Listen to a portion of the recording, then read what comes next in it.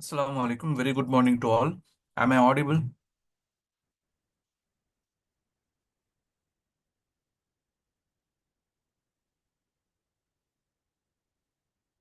என்னுடைய வாய்ஸ் கேக்குதா? ஓகே. 5 நிமிஷமா நானும் போராடிட்டு இருக்கேன். கோஹோஸ்ட் வந்து வேற ஒருத்தங்களுக்கு மாத்திட்டு இருந்தாங்க.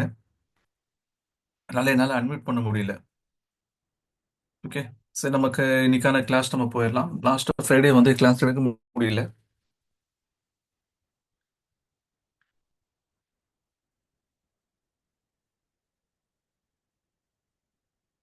Due to some technical issues.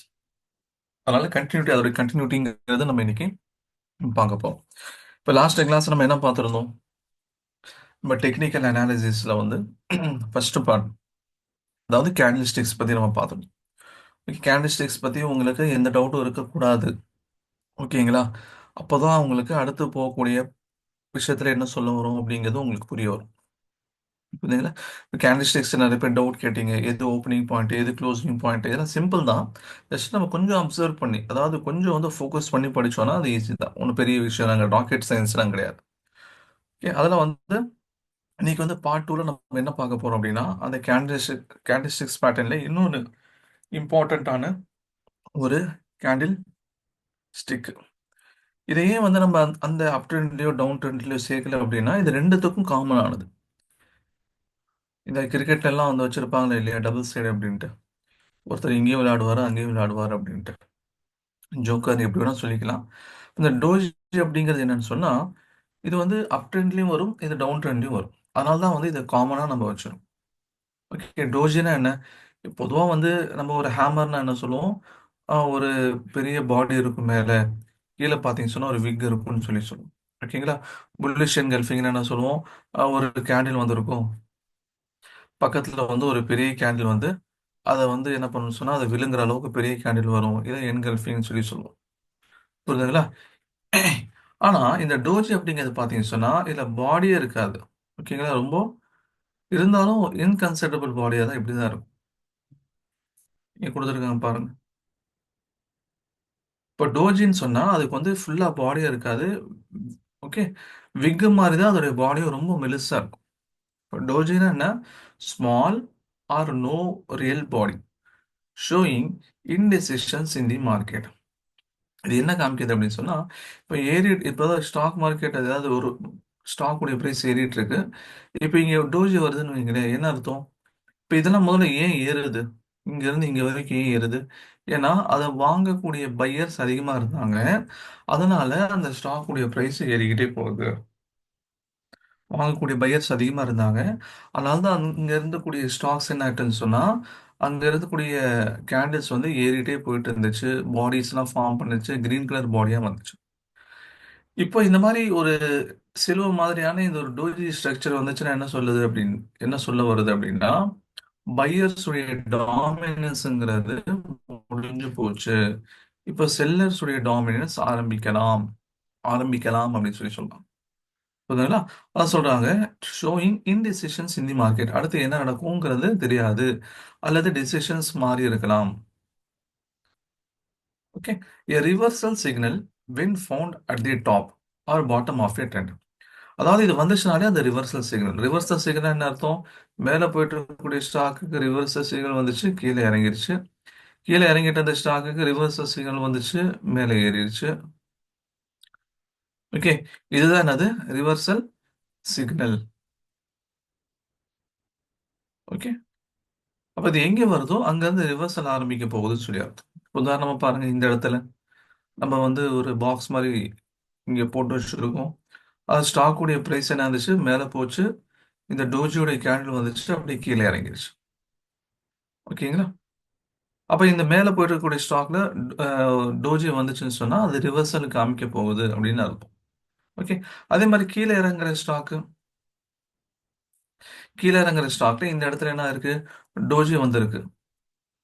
Doji வந்த உடனே என்ன ஆச்சுன்னு சொன்னா ஸ்டாக்குடைய பிரைஸ் மூவ்மெண்ட் மேல போக ஆரம்பிச்சிருச்சு. நீங்க ஒரு கேள்வி கேட்கலாம், சார் இந்த இடத்துலயும் தானே வந்து டோஜி இருக்குது, இங்க வந்து ஏன் அந்த ரிவர்ஸ் இப்படி எடுக்கல? அதை விட்டுட்டு இன்னும் கீழே இறங்கி அதுக்கப்புறம் ரிவர்ஸ் எடுத்திருக்கு. அப்ப 2 டோஜி வந்தா நம்ம எதன்னு கன்சிடர் பண்றது? எத வந்து நம்ம ஒரு இண்டிகேஷனா எடுத்துக்கிறது? அப்படின்னு சொல்லி கேட்டீங்கன்னா, இங்க இந்த இடத்துல தான் ஒரு சப்போர்ட் அப்படிங்கிறது இருக்கு. சப்போர்ட் அண்ட் ரெசிஸ்டன்ஸ்ங்கிறத நம்ம படிப்போம். அது ஒரு டெக்னிக்கல் அனாலிசிஸ் உடைய பார்ட். அங்க உங்களுக்கு புரியும். சப்போர்ட்னா எது, ரெசிஸ்டன்ஸ்னா எதுன்னு சொல்லி நம்ம நடத்தும். சரிங்களா? அப்ப இந்த டோஜிங்கிறது பக்கத்துல 2 டோஜி வந்துச்சுன்னு சொன்னா, அப்ப எது எஃபெக்டிவ்ங்கிறது சொல்லி பார்த்தீங்கன்னா, கரெக்ட்டான ஒரு ரிவர்சல் நமக்கு கிடைக்கும். அதுதான் நமக்கு என்னது? எஃபெக்டிவான டோஜி. அந்த டோஜி தான் நமக்கு தேவை.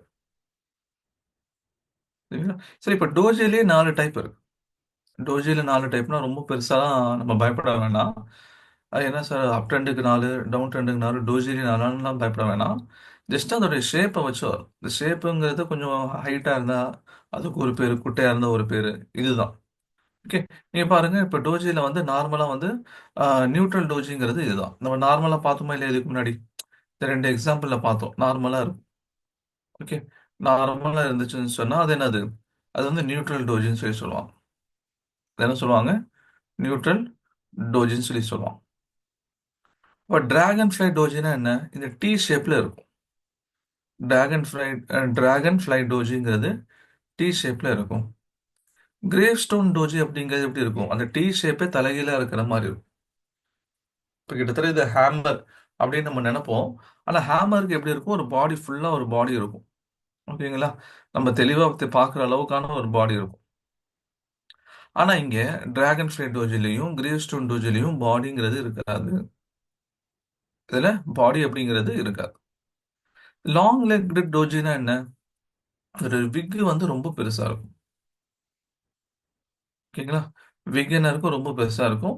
இந்த மாதிரியான டோஜிக்கு வந்து சிக்னிஃபிகன்ஸ் ரொம்ப கம்மி. இதுக்கான இம்பார்ட்டன்ஸ் அப்படிங்கிறது ரொம்ப கம்மி. இப்ப மேல ஏறி போயிட்டு இருக்கு. ஒரு லாங் லெக்டு டோஜி வந்திருக்கு. அடுத்தது வந்து கீழ இறங்கிரும் அப்படின்னு அர்த்தம் கிடையாது. ஓகேங்களா? இந்த மாதிரியான டோஜிகளுக்கு சிக்னிஃபிகன்ஸ்ங்கிறது ரொம்ப கம்மி. சரிங்களா? அதே மாரி இந்த dragonfly doji and gravestone doji. இத பொறுத்தவரைக்கும் என்ன? கீழ இறங்கி வரும்போது நியூட்ரல் டோஜி வரத விட டிராகன் ஃப்ளை டோஜி வந்துச்சுன்னு சொன்னா, அதுக்கு இம்பார்ட்டன்ஸ் அதிகம்.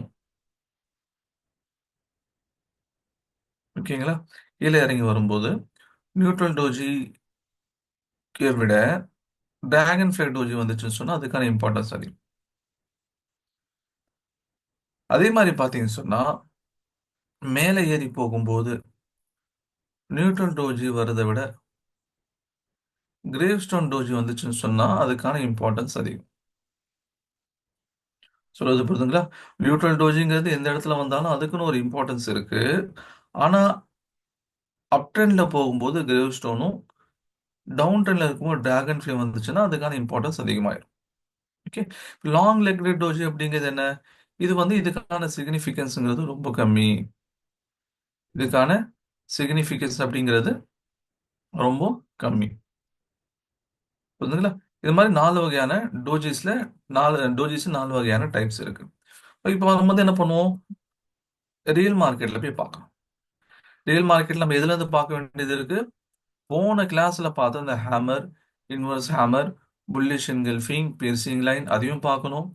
அதே மாரி பார்த்தீங்கன்னா, அடுத்தது வந்து shooting star, hanging man, okay. அதே மாரி வந்து bearish engulfing, dark cloud cover அதையும் பார்க்கணும். இன்னைக்கு நம்ம பார்த்த டோஜிலயே என்னென்ன பார்த்தோம்? Neutral doji, dragonfly, gravestone, long legged. இதுவும் நம்ம பார்க்க வேண்டியது இருக்கு. ஓகே. அப்போ நீங்க வந்து ஒரு ஸ்டாக்ல வந்து இன்வெஸ்ட் பண்றதுக்கு முன்னாடி முதல்ல பார்க்க வேண்டிய விஷயம் என்ன? அது என்ன ட்ரெண்ட்ல இருக்கு? அப்படிங்கிறத நம்ம பார்க்கணும். ஓகேங்களா? அது என்ன ட்ரெண்ட்ல இருக்கு? இப்போ இங்கே ஆல்ரெடி வந்து நம்ம ரேடார்ல வச்சிருக்கக்கூடிய சில ஸ்டாக்ஸ். இத பொறுத்தவரைக்கும் பாருங்க. ஓவராலா பார்த்தீங்கன்னு சொன்னா என்னன்னு சொன்னா, இது வந்து அப் ட்ரெண்ட்ல இருந்துச்சு. ஆனா அந்த அப் ட்ரெண்ட் என்ன ஆயிருச்சு? கிட்டத்தட்ட கீழ இறங்கிருச்சு. அப் ட்ரெண்ட் என்ன ஆச்சு? ஏன்னா ட்ரெண்ட் லைன் அப்படிங்கிறது ஒண்ணு நீங்க படிக்க வேண்டியது இருக்கு. ட்ரெண்ட் லைன நீங்க படிச்சா தான், இந்த இடத்துல என்ன சொல்ல வராங்க அப்படிங்கிறது நமக்கு புரியும். சரிங்களா? ட்ரெண்ட் லைன் படிச்சா தான், எங்க அப் ட்ரெண்ட்ங்கிறது கிளியரா உடைச்சு கீழ வருது. எங்க அப் ட்ரெண்ட் முடியுதுங்கிறது இன்னும் கொஞ்சம் நமக்கு புரியறதுக்கு வசதியா இருக்கும். அப்ப இந்த இடத்துல பாருங்க, இந்த இடத்துல நமக்கு என்ன டோஜி வந்திருக்கு?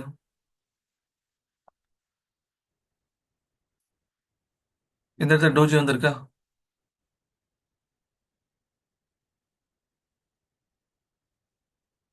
தெரியுது எல்லாத்துக்கும்?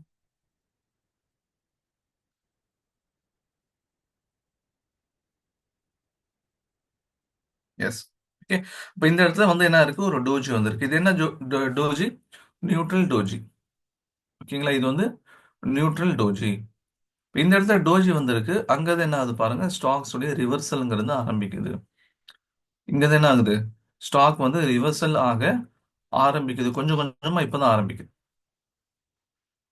சரிங்களா? அங்க கொஞ்சம் ஏறிச்சு, 2 நாள் ஏறிச்சு. அதுக்கப்புறம் என்ன சார் கீழ இறங்குற மாரி இருக்குன்னா, நான் முன்னாடியே சொன்ன மாரி தான். ராக்கெட் மாரிலாம் சல்லுன்லாம் ஏறாது.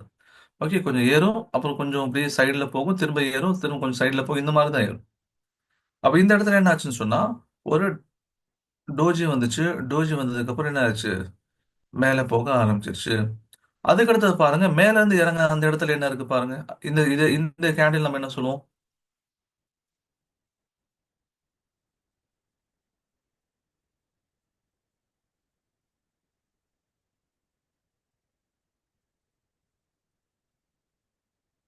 இந்த கேண்டில் நம்ம என்ன சொல்லுவோம்? லாஸ்ட் கிளாஸ்ல படிச்சிருப்போமே.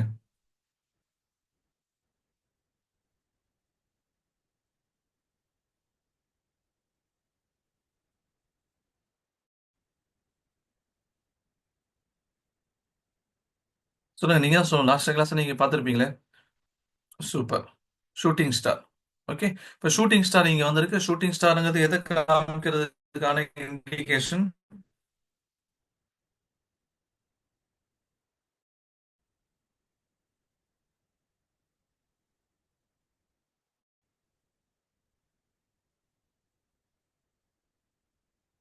Shooting star. சூப்பர். எதை காமிக்கிறதுக்கான இண்டிகேஷன்? அப் ட்ரெண்டையா டவுன் ட்ரெண்டா காமிக்குமா?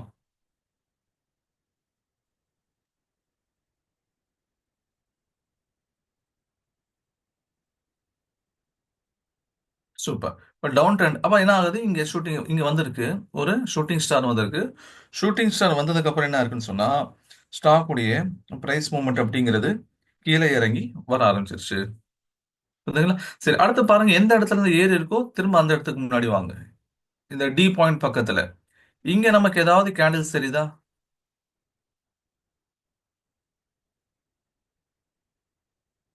இங்க ஏதாவது நம்ம கேண்டில் ஸ்டிக்ஸ் இண்டிகேஷன் தெரியுதா?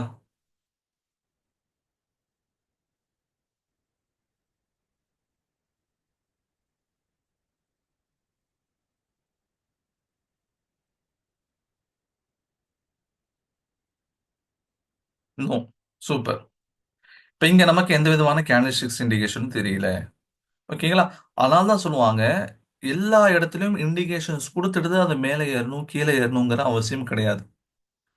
முதல்ல ஒரு ஸ்டாக்குக்கு, மார்க்கெட்க்கு ஒரு இடத்துல இண்டிகேஷன்ஸ் குடுத்துட்டு தான் மேல ஏறணும், கீழ ஏறணுங்கிற அவசியம் கிடையாது. சார் இங்க இண்டிகேஷன்ஸ் வரல, எதுவுமே இண்டிகேட்டர்ஸ் வரல, எந்த கேண்டிலும் இங்க வரல. அவ படிச்ச கேண்டில். அதனால இங்க ஏன் சார் ஏறுது அப்படின்னா நம்ம கேட்க முடியாது. புரியுதுங்களா? வர இடத்துல நம்ம பயன்படுத்திக்குவோம். வராத இடத்துல நம்ம அத பத்தி ஒண்ணும் கேர் பண்ணிக்க மாட்டோம். அடுத்து ஒண்ணு வருது. இந்த இடத்துல வந்து டோஜி சிக்னல் வந்திருக்கு சார் மேல ஏறுறதுக்கு. ஆனா இந்த இடத்துல வந்து எதுவுமே வரல. அதுவும் வந்து ஏதோ ஒரு ஃபார்மேட்ல வந்து கேண்டில்ஸ் வந்து ஃபார்ம் ஆகிட்டு அது பாட்டுக்கு மேலே ஏறிடுச்சு. இங்க எந்த இண்டிகேஷனும் வரல. இந்த பாயிண்ட்டை நாங்க எப்படி கண்டுபிடிக்கிறது? கண்டுபிடிக்க முடியாது தான். எல்லா இடத்துலயும் வந்து அந்த மாதிரி நம்ம எதிர்பார்க்கிற பேட்டர்ன்ல வந்துட்டு தான் மார்க்கெட் மேலே ஏறணுங்கிற அவசியம் கிடையாது. நம்ம படிக்கிறது எங்க வருதோ அந்த இடத்த நம்ம பயன்படுத்திக்குவோம். அந்த இடத்த நம்ம என்ன பண்ணிக்குவோம்? அந்த இடத்த நம்ம பயன்படுத்திக்குவோம். புரியுதுங்களா? இத விட்டுருங்க. அடுத்து இந்த இடத்துல பாருங்க. இந்த இடத்துல நம்ம படிச்ச ஒரு கேண்டில் வந்திருக்கு. என்னது?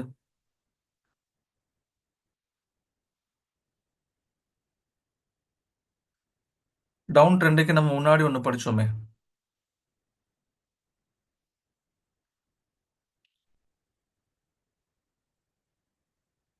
ஷூட்டிங் ஸ்டாருக்கு முன்னாடி ஒண்ணு நம்ம படிச்சோமே. ஹேமர் அப்படிங்கிறது ரெட் கலர்ல இருந்துச்சுன்னா அதுக்கு என்ன பேரு?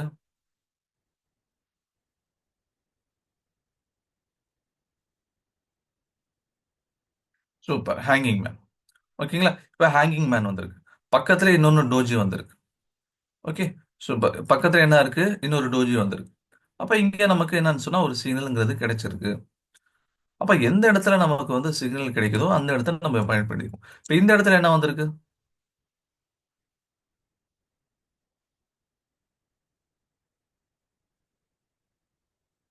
இது கிட்டத்தட்ட நீங்க என்ன பண்ணிக்கலாம், இது புல்லிஷ் என்கல்ஃபிங்காகவும் நீங்க எடுத்துக்கலாம். ஓகே. இல்லைன்னு சொன்னா பீர்சிங் லைனாகவும் நீங்க எடுத்துக்கலாம். இல்ல டோஜியாவும் இங்க எடுத்துக்கலாம். அப்ப நமக்கு வந்து 2, 3 கேண்டில்ஸ் உடைய ஏறுறதுக்கான பாசிட்டிவ் இண்டிகேஷன்ஸ் வந்திருக்கு. அது வந்ததுக்கப்புறம் எவ்வளோ சல் சல் சல் சல்னு ஏறி பாருங்க. கிட்டத்தட்ட 980 இருந்து 1200 வரைக்கும் 220 ரூபா ஜஸ்ட் ஒரு 10 டேஸ் அல்லது 2 வீக்ஸ்க்குள்ள போயிருக்கும். ஓகே. இப்போ இந்த இடத்துல என்ன இருக்கு, திரும்ப வந்து டோஜி வந்திருக்கு. டோஜி வந்தோன்னா திரும்ப ஒரு டவுன்ஃபால். இந்த மாதிரி என்ன பண்ணணும்னு சொன்னா நம்ம வந்து கண்டுபிடிக்கணும். ஏதாவது நம்ம ஸ்டாக்ஸ் பார்க்குறோமா, அந்த ஸ்டாக்கோடைய இடத்துல வேற ஏதாவது வந்திருக்கா. அடுத்தது வேற ஒரு ஸ்டாக் எடுத்துக்கலாம், ஜிண்டால் ட்ரில்லிங் உடைய ஸ்டாக்ஸ். முதல்ல என்ன பண்ணணும், அதனுடைய ட்ரெண்டை கண்டுபிடிக்கணும். ட்ரெண்டை கண்டுபிடிக்கும் போது ஓவராலாக பார்த்தீங்கன்னு சொன்னா கிட்டத்தட்ட அப் ட்ரெண்ட்ல இருக்கிற மாதிரி தான் தெரியுது. ஓகேங்களா, அப் ட்ரெண்ட்ல இருக்கிற மாதிரி தெரியுது. சரி, அப் ட்ரெண்ட் ஆரம்பிச்ச இடத்த பாருங்க. டோஜி கேண்டில் வந்திருக்கா, இங்க அப் ட்ரெண்ட் எங்க ஆரம்பிச்சிருக்கு, இங்க ஆரம்பிச்சிருக்கு. இந்த இடத்துல என்ன வந்திருக்கு, ஒரு டோஜி கேண்டில் வந்திருக்கு. கரெக்ட்டுங்களா?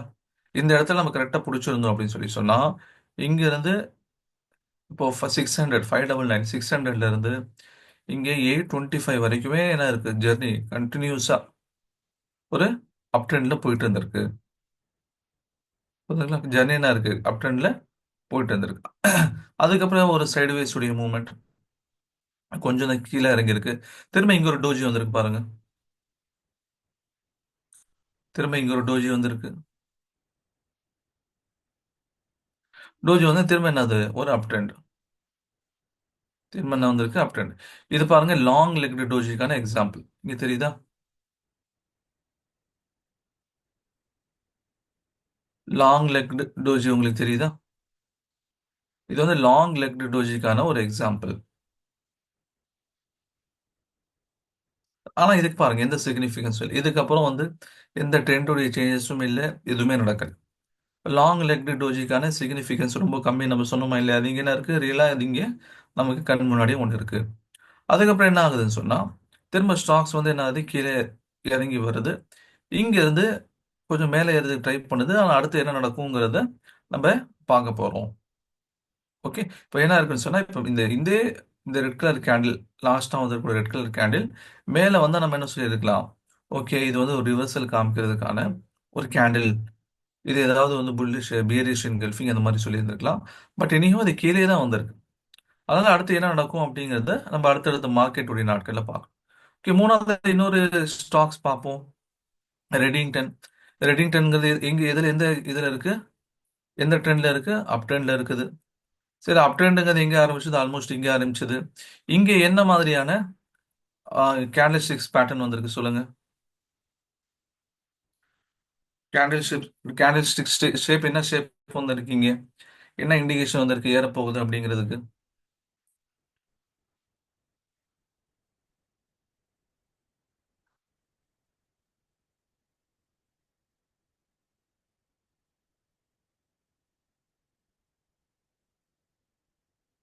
சொல்லுங்க, நம்ம படிச்சது தான், போன கிளாஸ்ல படிச்சது தான்.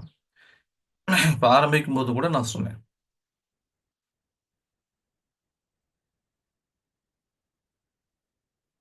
Super, piercing line. ஓகேங்களா, இந்த ரெட் கலர் கேண்டில்ல அதோடைய பாதி பாடி இல்லை, புல்லிஷ் என்கல்ஃபிங் அப்படிங்கிறத விட இது பீர்சிங் லைனுங்கிறது கரெக்டாக இருக்கும். ஏன்னா கிட்டத்தட்ட ஒரே பாடி ஷேப்ல தான் இருக்கு பாருங்க, முழுங்குற அளவுக்கு இல்லை. பீர்சிங் லைன் அப்படிங்கிறது கரெக்டான ஒரு கேண்டில் ஸ்டிக்ஸ் நம்ம இங்க சொல்லலாம். அதுக்கு என்ன இருக்குன்னு சொன்னா இது மேலே ஏறிட்டு தான் போயிட்டு இருந்திருக்கு. இது வரைக்கும் என்ன இருக்கு, அந்த ஸ்டாக்குங்கிறது ஒரு அப் ட்ரெண்ட்ல தான் இருக்குது. ஓகே, மேலே ஏறுது, இன்னும் வரைக்கும் அந்த அப் ட்ரெண்ட்ல தான் அந்த ஸ்டாக்ஸ் வந்து மெயின்டைன் ஆயிட்டு இருக்கு. புரியுதுங்களா.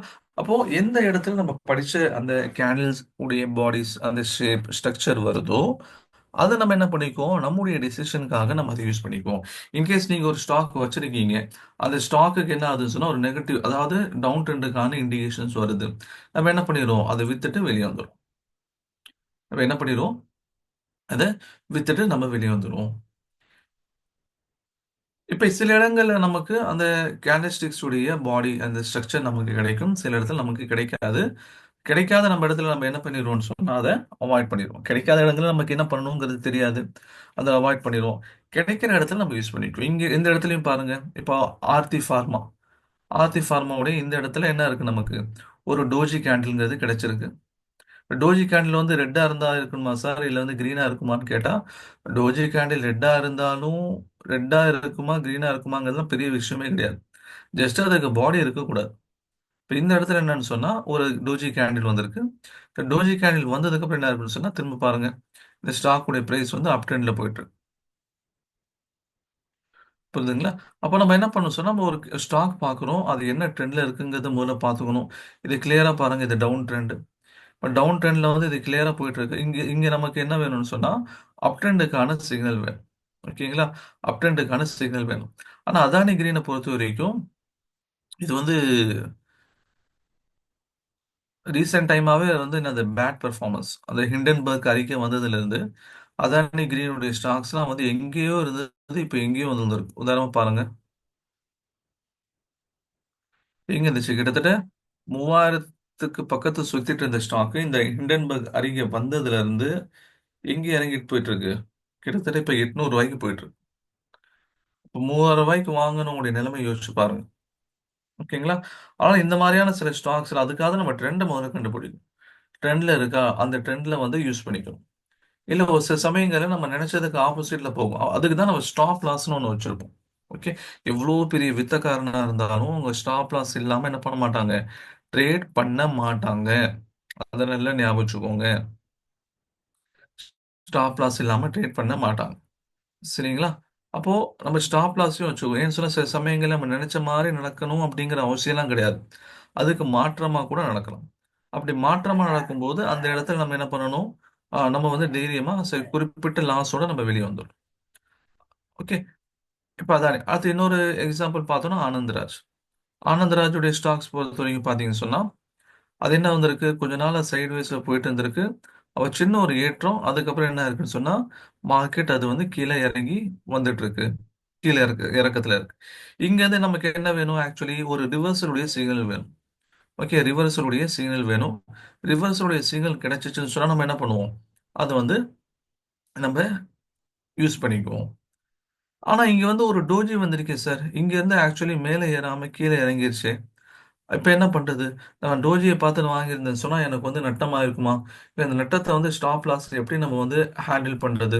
அப்படின்னு சொல்லி கேட்டீங்கன்னா, இப்ப இந்த மாரி நீங்க கேண்டில்ஸ்டிக்ஸ வச்சு நீங்க ட்ரேட் பண்ணும்போது, இப்ப டோஜி வாங்குறீங்க. அப்ப எப்போ கரெக்ட்டான சமயம்? எப்போ வாங்குறது? அப்படின்னு சொல்லி கேட்டீங்கன்னா, இந்த டோஜியுடைய அப்பர் விக் அண்ட் லோயர் விக் 2யும் நம்ம என்ன பண்ணிக்கணும்? நோட் பண்ணிக்கணும். டோஜியுடைய அப்பர் விக் அண்ட் லோயர் விக் 2யும் நம்ம வந்து நோட் பண்ணிக்கணும். புரியுதுங்களா? இப்போ எந்த சந்தர்ப்பத்துல கேண்டில் அடுத்து வரக்கூடிய கேண்டில் இதோடைய அப்பர் பார்ட்ட கிராஸ் பண்ணி போகுதோ அப்போ வாங்கணும். புரியுதுங்களா? அப்பர் பார்ட்ட கிராஸ் பண்ணி போச்சுன்னா அது வாங்கணும். இன்கேஸ் அப்பர் பார்ட்ட கிராஸ் பண்ணி போயிடுச்சு நம்ம வாங்குறோம். ஆனா நம்ம நினைச்சதுக்கு ஆப்போசிட்டா என்ன ஆகுது? கீழே இறங்க ஆரம்பிச்சிருச்சு. இப்ப எது வரைக்கும் நம்ம அதை ஹோல்ட் பண்ணி வைக்கணும்? எது வரைக்கும் நம்ம பொறுமையா இருக்கணும்? அல்லது எந்த பாயிண்ட்டுக்கு அப்புறம் விற்கணும்னு சொன்னா, இந்த லோயர் பாயிண்ட் இருக்கு பார்த்தீங்களா?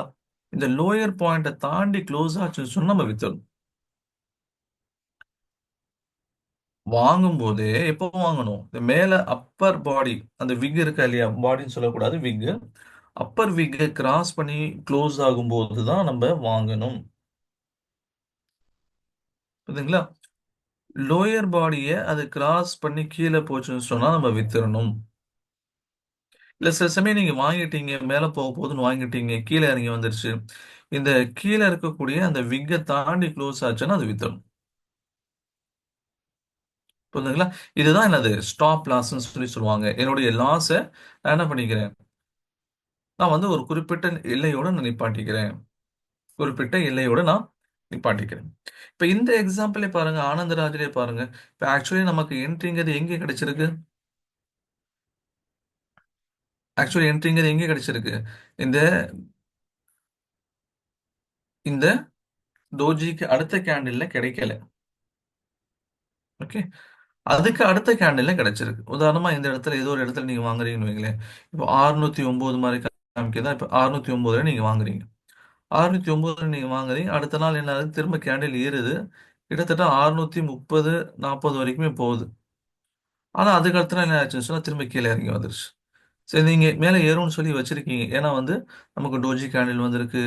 ஒரு என்னது இன்வெர்ஸ் ஹேமருடைய கேண்டில் வந்திருக்கு. அதனால திரும்ப ஏறும்னு சொல்லி நினைக்கிறீங்க. ஆனா நம்ம நினைச்சதுக்கு ஆப்போசிட்டா என்ன இருக்கு? கீழே இறங்கி வந்துருச்சு. கீழே இறங்கி எவ்வளவு தூரம் வந்திருக்கு? இந்த டோஜியுடைய லோயர் பார்ட். ஓகே. இந்த கீழே வரக்கூடிய விக்குடைய அந்த பார்ட்டை தாண்டி இங்க க்ளோஸ் ஆயிடுச்சு. நம்ம வித்துறோம். புரியுதுங்களா? அப்ப நம்ம வந்து அது திரும்ப ஏறும் ஏறும்னு சொல்லி வச்சிருந்தோம்னு சொன்னா, சில சமயங்கள்ல ஸ்டாக் என்ன ஆயிருச்சுன்னா, அத நம்ம அதானத்துக்கு போயிரும். அந்த நம்ம அதானியோட எக்ஸாம்பிளே பார்த்தோமா இல்லையா? ரூ. 2,800 ஒருத்தர் ரூ. 3,000 ஒருத்தர் வாங்குறாரு. அவர் என்ன பண்ணியிருக்கணும்? அவர் வந்து ஒரு ஸ்டாப் லாஸ ஃபிக்ஸ் பண்ணியிருக்கணும். அந்த ஸ்டாப் லாஸ அவர் ஃபிக்ஸ் பண்ணாம விட்டுட்டாருன்னு சொன்னா, இப்ப ரூ. 800ல ட்ரேட் ஆயிட்டு இருக்கு. அப்ப ரூ. 3,000 எங்க இருக்கு? ரூ. 800ங்கிறது எங்க இருக்கு? கிட்டத்தட்ட அவருடைய 2/3 ஆஃப் இன்வெஸ்ட்மென்ட் அது என்ன இருக்கும்? அதுல போயிருக்கும். 3ல 2 மடங்கு இன்வெஸ்ட்மென்ட் என்ன இருக்கும்னு சொன்னா காலியா இருக்கும். இப்ப அந்த மாதிரியான பிரச்சனையில மாட்டிக்க கூடாது அப்படின்னு சொன்னா, நம்ம ஸ்டாப் லாஸ்ங்கிறத ரொம்ப ஸ்ட்ரிக்ட்டா ஃபாலோ பண்ணணும். பர்ட்டிகுலரா மார்க்கெட் டவுன்ஃபால்ல இருக்கும்போது கண்டிப்பா அத ஃபாலோ பண்ணணும். மார்க்கெட் வந்து ஓவரால் ட்ரெண்ட் வந்து மார்க்கெட் உடைய ட்ரெண்ட் அப் ட்ரெண்ட்ல இருந்துச்சுன்னு வைங்களேன், இங்க கொஞ்சம் கீழ இறங்கி மேல ஏறதுக்கான வாய்ப்புகள் அதிகம். எது ஸ்டாக்ஸ்லாம் கீழ இறங்கி மேல ஏறதுக்கான வாய்ப்புகள் அதிகம். ஆனா மார்க்கெட்டே டவுன்ஃபால்ல இருக்கு அப்படின்னு என்ன அர்த்தம்? நிறைய நெகட்டிவ் நியூஸ் வந்துட்டு இருக்குன்னு அர்த்தம். அடுத்து ஒரு பாசிட்டிவ் நியூஸ் வரலாம் இன்ஷா அல்லாஹ். ஏன்னா இந்த ரஷ்யா அண்ட் உக்ரைனுடைய வார் அது முழுமையா அதாவது அது வந்து முடிஞ்சிருச்சுன்னு சொன்னா அது வந்து ஒரு பாசிட்டிவான விஷயம். ஓகே, அதுக்கான வேலைகள் தான் போயிட்டு இருக்கு. ட்ரம்ப் வந்து ரஷ்யாவுக்கு ஆதரவா என்ன பண்ணிட்டு இருக்காரு? சில நிலைகள் எடுத்துட்டு இருக்காரு. நாங்க இனிமேல் உங்களுக்கு எதுவும் அனுப்ப மாட்டோம்னு சொல்லி சொல்றாரு. ஓகே. அதே மாரி வந்து யூரோப்பும் என்ன பண்றாங்கன்னா, முழிச்சுட்டு இருக்காங்க. இப்ப அமெரிக்கா கலந்துட்டுருச்சுன்னா, நம்ம மட்டும் இருந்து சப்போர்ட் பண்றது ரொம்ப கஷ்டமாச்சே. என்ன பண்ணலாம்னு சொல்லி முழிச்சுட்டு இருக்காங்க. ட்ரம்ப் வந்து ஜெலன்ஸ்கி வந்து பிரஷர் குடுக்குறாரு. நீங்க வந்து சீக்கிரம் பீஸ் டீல கம்ப்ளீட் பண்ணுங்க. 3 வருஷமா நீ எதுவும் பேசாமலே இருக்க. அப்படின்ட்டு அவருக்கு என்ன பண்ணிட்டு இருக்காருன்னா, முன்னாடி இருந்த ஆதரவு, பைடன் இருந்த ஆதரவு இப்ப மாறி, இப்போ ட்ரம்ப் வந்து ஜெலன்ஸ்கிய வந்து டிக்டேட்டர். நீ வந்து ஒரு செல்ஃபிஷ் அந்த மாரிலாம் சொல்லிட்டு இருக்காரு. ஓகே. மேபி என்ன பண்ணலாம்? அந்த ரஷ்யா, உக்ரைன் வார் முடிவுக்கு வந்துருச்சுன்னு சொன்னா, அது வந்து ஒரு பாசிட்டிவான செய்தியா நம்ம எடுத்துக்கலாம். மார்க்கெட் அத வச்சு ஏறதுக்கு வாய்ப்புகள் இருக்கு. இல்லன்னு சொன்னா, ட்ரம்ப் உடைய டாரிஃப் வார். ஓகே. எல்லா நாடுகளுக்கும் அதிகமான டாக்ஸ் போட ஆரம்பிச்சுட்டாரு. இத பத்தியான ஒரு டீட்டெயில்டு எக்ஸ்பிளனேஷன் நம்ம வந்து international impact and local impact உடைய கிளாஸஸ் நம்ம பார்ப்போம். ஆனா மொத்தத்துல மார்க்கெட் என்ன இருக்குன்னு சொன்னா, ஒரு டவுன்ஃபால்ல இருக்கு அப்படிங்கிறபோது, நம்மளுடைய ஸ்டாப் லாஸ் உடைய அந்த மெத்தடாலஜி ரொம்ப ஸ்ட்ரிக்ட்டா இருக்கணும். நம்ம ரொம்ப ஸ்ட்ரிக்ட்டா என்ன பண்ணணும்? அத வந்து ஃபாலோ பண்ணணும். சொல்றது புரியுதுங்களா? அப்பதான் நம்முடைய லாஸ என்ன பண்ணுவோம், நம்ம வந்து ஒரு குறிப்பிட்ட லெவல்ல வச்சிருப்போம். Profit and loss it's a part of business. அத நம்ம புரிஞ்சுக்கணும். ஓகே. நம்ம என்னன்னு சொன்னா லாஸ் இங்க வரக்கூடாதுன்னு நினைக்கக் கூடாது. நம்ம லாஸ விட ப்ராஃபிட் அதிகமா இருக்கணும். அதுதான் நம்ம நினைக்கணும். லாஸ் எனக்கு வரக்கூடாது. நான் வச்சதெல்லாம் பொண்ணாகணும் அப்படின்னா இது நடக்காது. புரியுதுங்களா? அப்போ ஒவ்வொரு ஸ்டாக்ஸ் பார்க்கும்போது நீங்க என்ன பண்ணணும், இதெல்லாம் உங்களுக்கு எப்போ உங்களுக்கு தெரிய வரும்னா, நீங்க ஸ்டாக்ஸ ரெகுலரா வாட்ச் பண்ணும்போது தான் உங்களுக்கு இது புரியும். ஓகே. ஸ்டாக்ஸ நீங்க ரெகுலரா வாட்ச் பண்ண ஆரம்பிக்கும்போது தான் என்ன ஆகுதுன்னு சொன்னா, உங்களுக்கு இந்த விஷயங்கள்லாம் புரிய ஆரம்பிக்கும். அப்போ நம்ம கேலிஸ்டிக்ஸ்ல ஹேமர் எங்க வருது? பீசிங் லைன் எங்க வருது? டோஜி எங்க வருது? டோஜில இது என்ன டைப் ஆன டோஜி? இதெல்லாம் நமக்கு தெரியணும், புரியணும்னு சொன்னா, நீங்க ரெகுலரா எடுத்து வாட்ச் பண்ணணும். ஓகே. நான் ஃபர்ஸ்ட் உங்களுக்கு அசைன்மென்ட் குடுத்தேன் ஞாபகம் இருக்குங்களா? ஒரு அசைன்மென்ட் உங்களுக்கு நான் குடுத்திருந்தேன். அந்த அசைன்மென்ட்டே இதுவரைக்கும் என்னன்னு சொன்னா, ஒரு 5ல இருந்து 7 பேர் தான் அனுப்பிச்சிருப்பீங்க. மத்தவங்கலாம் அத அனுப்பவே இல்ல. இப்ப நம்ம எதுக்கு உங்களுக்கு குடுக்குறோம்னு சொன்னா, நீங்க எவ்வளோ ஆக்டிவா இருக்கீங்கங்கிறத பார்க்கறதுக்காக தான் நம்ம அத குடுக்குறோம். ஒவ்வொரு கிளாஸுமே ஆக்சுவலி என்னதான் பிராக்டிகல்ஸ் தான். அந்த ஒரு பிராக்டிகல்ஸ் மட்டும் நீங்க செய்யுங்க. எப்படி செய்றீங்க? யாரு செய்றீங்கங்கிறத பார்க்கறதுக்காக குடுத்தேன். இதுவும் நீங்க என்ன பண்ணணும் ஆக்சுவலி எனக்கு நீங்க பார்த்து அனுப்புங்கன்னு நான் சொல்லணும். ஆனா ஒவ்வொரு தடவையும் சொன்னோம்னா உங்களுக்கு சிரமமாயிருங்கிறதுக்காக தான் நம்ம சொல்றது. புரியுதுங்களா? ஒவ்வொரு தடவையும் சொன்னோம்னா உங்களுக்கு சிரமமாயிரும் அப்படின்ட்டு நம்ம சொல்றது கிடையாது. ஆனா ஆக்சுவலி பார்த்தீங்கன்னு சொன்னா, ஒவ்வொரு பிராக்டிகல்ஸும் நீங்க ரெகுலரா எவ்வளோ அதிகமா அதுல டைம் ஸ்பெண்ட் பண்றீங்களோ, அவ்வளோ நம்முடைய கண்ட்ரோல்ல அது வர ஆரம்பிக்கும். அவ்வளோ அதிகமா என்ன பண்ணும்? நம்முடைய அந்த காபூல வரும்னு சொல்லுவாங்க உருதுல. நம்முடைய அந்த பிடிக்குள்ள அது வர ஆரம்பிக்கும். இல்ல நம்ம வந்து பார்க்காம விட்டுட்டோம். ஜஸ்ட் ஒரு கிளாஸ் அட்டெண்ட் பண்ணோம். இல்ல வந்து ஒரு வீடியோ மட்டும் கேட்டோம். அப்படின்னா, அது வந்து நம்முடைய காபூல வராது. நம்முடைய கட்டுப்பாட்டுல அது வராது. அதனால ஞாபகம் வச்சுக்கோங்க. அசைன்மென்ட் குடுத்தாலும் நீங்க கரெக்ட்டா செஞ்சா தான் இப்ப நீங்க எனக்காக செய்ய போறதில்ல. உங்களுடைய பிராக்டிகல்ஸ் நீங்க நாளைக்கு வந்து நீங்க ரியல் மார்க்கெட்ல போம்போது, உங்களுக்கு அது கரெக்ட்டா எது எங்கெங்க பண்ணணும், எது பார்க்கணுங்கிறது உங்களுக்கு அந்த பழக்கணும். அந்த பழக்கம் உங்களுக்கு வர்றதுக்காக தான் இத நம்ம குடுக்குறது. புரியுதுங்களா?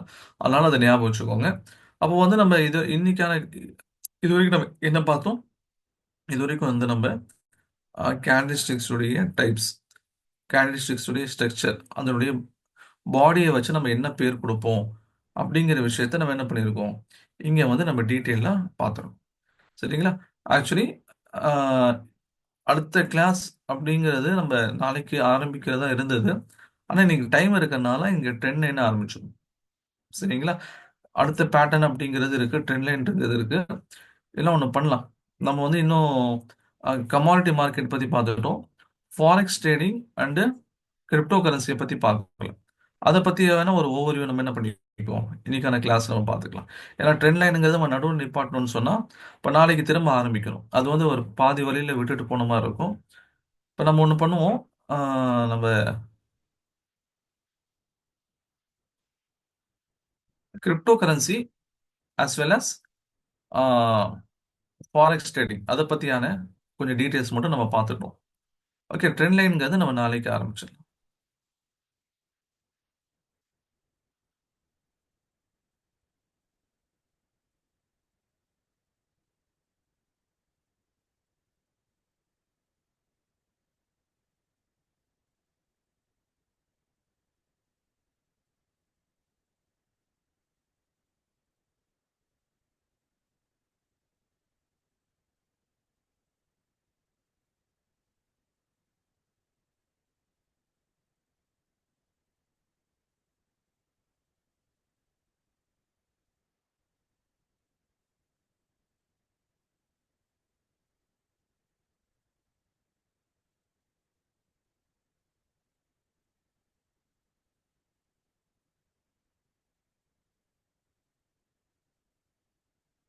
சரி, ஓகே.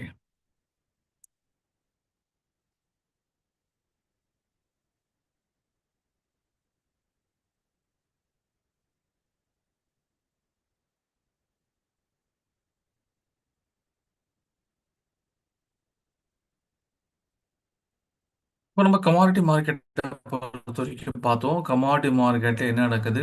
ஷரியாவுடைய ஆங்கிள் என்ன? அப்படிங்கிறத பத்தி நம்ம பார்த்துட்டோம். அதுக்கு அடுத்தது வந்து ஃபாரெக்ஸ் ட்ரேடிங். இப்போ ஃபாரெக்ஸ் ட்ரேடிங் அப்படிங்கிறது என்ன? ஃபாரெக்ஸ் ட்ரேடிங் அப்படிங்கிறது ஒரு நாட்டுடைய கரன்சிய குடுத்துட்டு இன்னொரு நாட்டுடைய கரன்சிய நீங்க வாங்குறது. ஓகேங்களா? ஃபாரெக்ஸ் ட்ரேட் இதுதான் என்ன சொல்லுவாங்க? ஃபாரெக்ஸ் ட்ரேடிங்ன்னு சொல்லி சொல்லுவாங்க. இப்ப இதுல எப்படி சார் ப்ராஃபிட் சம்பாதிக்கிறாங்க? இதுல என்ன நடக்குது? அப்படி சொல்லி பார்த்தீங்கன்னா, இப்ப ஒண்ணும் இல்ல. இப்ப நீங்க இந்தியாவுடைய கரன்சி எடுத்துக்கோங்க. இந்தியாவுடைய கரன்சி எடுத்துட்டீங்க. இப்ப நீங்க என்ன பண்ணணும்? ஒரு டாலர் நீங்க வாங்கணும் அப்படி சொன்னா, இப்ப ₹85 குடுத்தா உங்களுக்கு என்ன கிடைக்கும்? ₹85 நீங்க குடுத்தீங்க அப்படி சொன்னா, உங்களுக்கு வந்து $1ங்கிறது கிடைக்கும். ஓகே. $1 அப்படிங்கிறது கிடைக்கும். இப்ப நமக்கு என்ன தெரியுது? அப்படின்னு சொல்லி பார்த்தீங்கன்னா, இப்போ வந்து நம்ம டாலர் வாங்கி வச்சுக்கிட்டா, நாளைக்கு டாலருடைய வேல்யூ அதிகமாகும். இன்னைக்கு என்ன பண்ணலாம்? ₹85 குடுத்து ஒரு டாலர் நான் வாங்கி வச்சுக்கலாம். வாங்கி நான் ஒரு டாலர் வாங்கி வச்சுட்டேன்னு சொன்னா, நாளைக்கு டாலருடைய வேல்யூ அதிகமாகுதுன்னு என்ன அர்த்தம்? அதே ஒரு டாலரு அதே ஒரு டாலரு 87க்கு போகுதுன்னு சொல்லி வைங்க. 87 போகும். இப்போ உங்களுக்கு லாபமா? நட்டமா? சொல்லுங்க. கமெண்ட்ல சொல்லுங்க. இப்ப லாபமா? நட்டமா?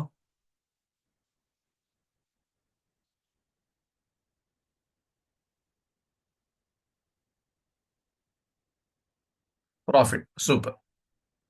Okay, profit. ஏன் ப்ராஃபிட்? ஏன்னா நான் ₹85ல ஒரு டாலர் வாங்கினேன். இப்போ அதே டாலருடைய மதிப்பு ₹87 ஆயிருச்சு.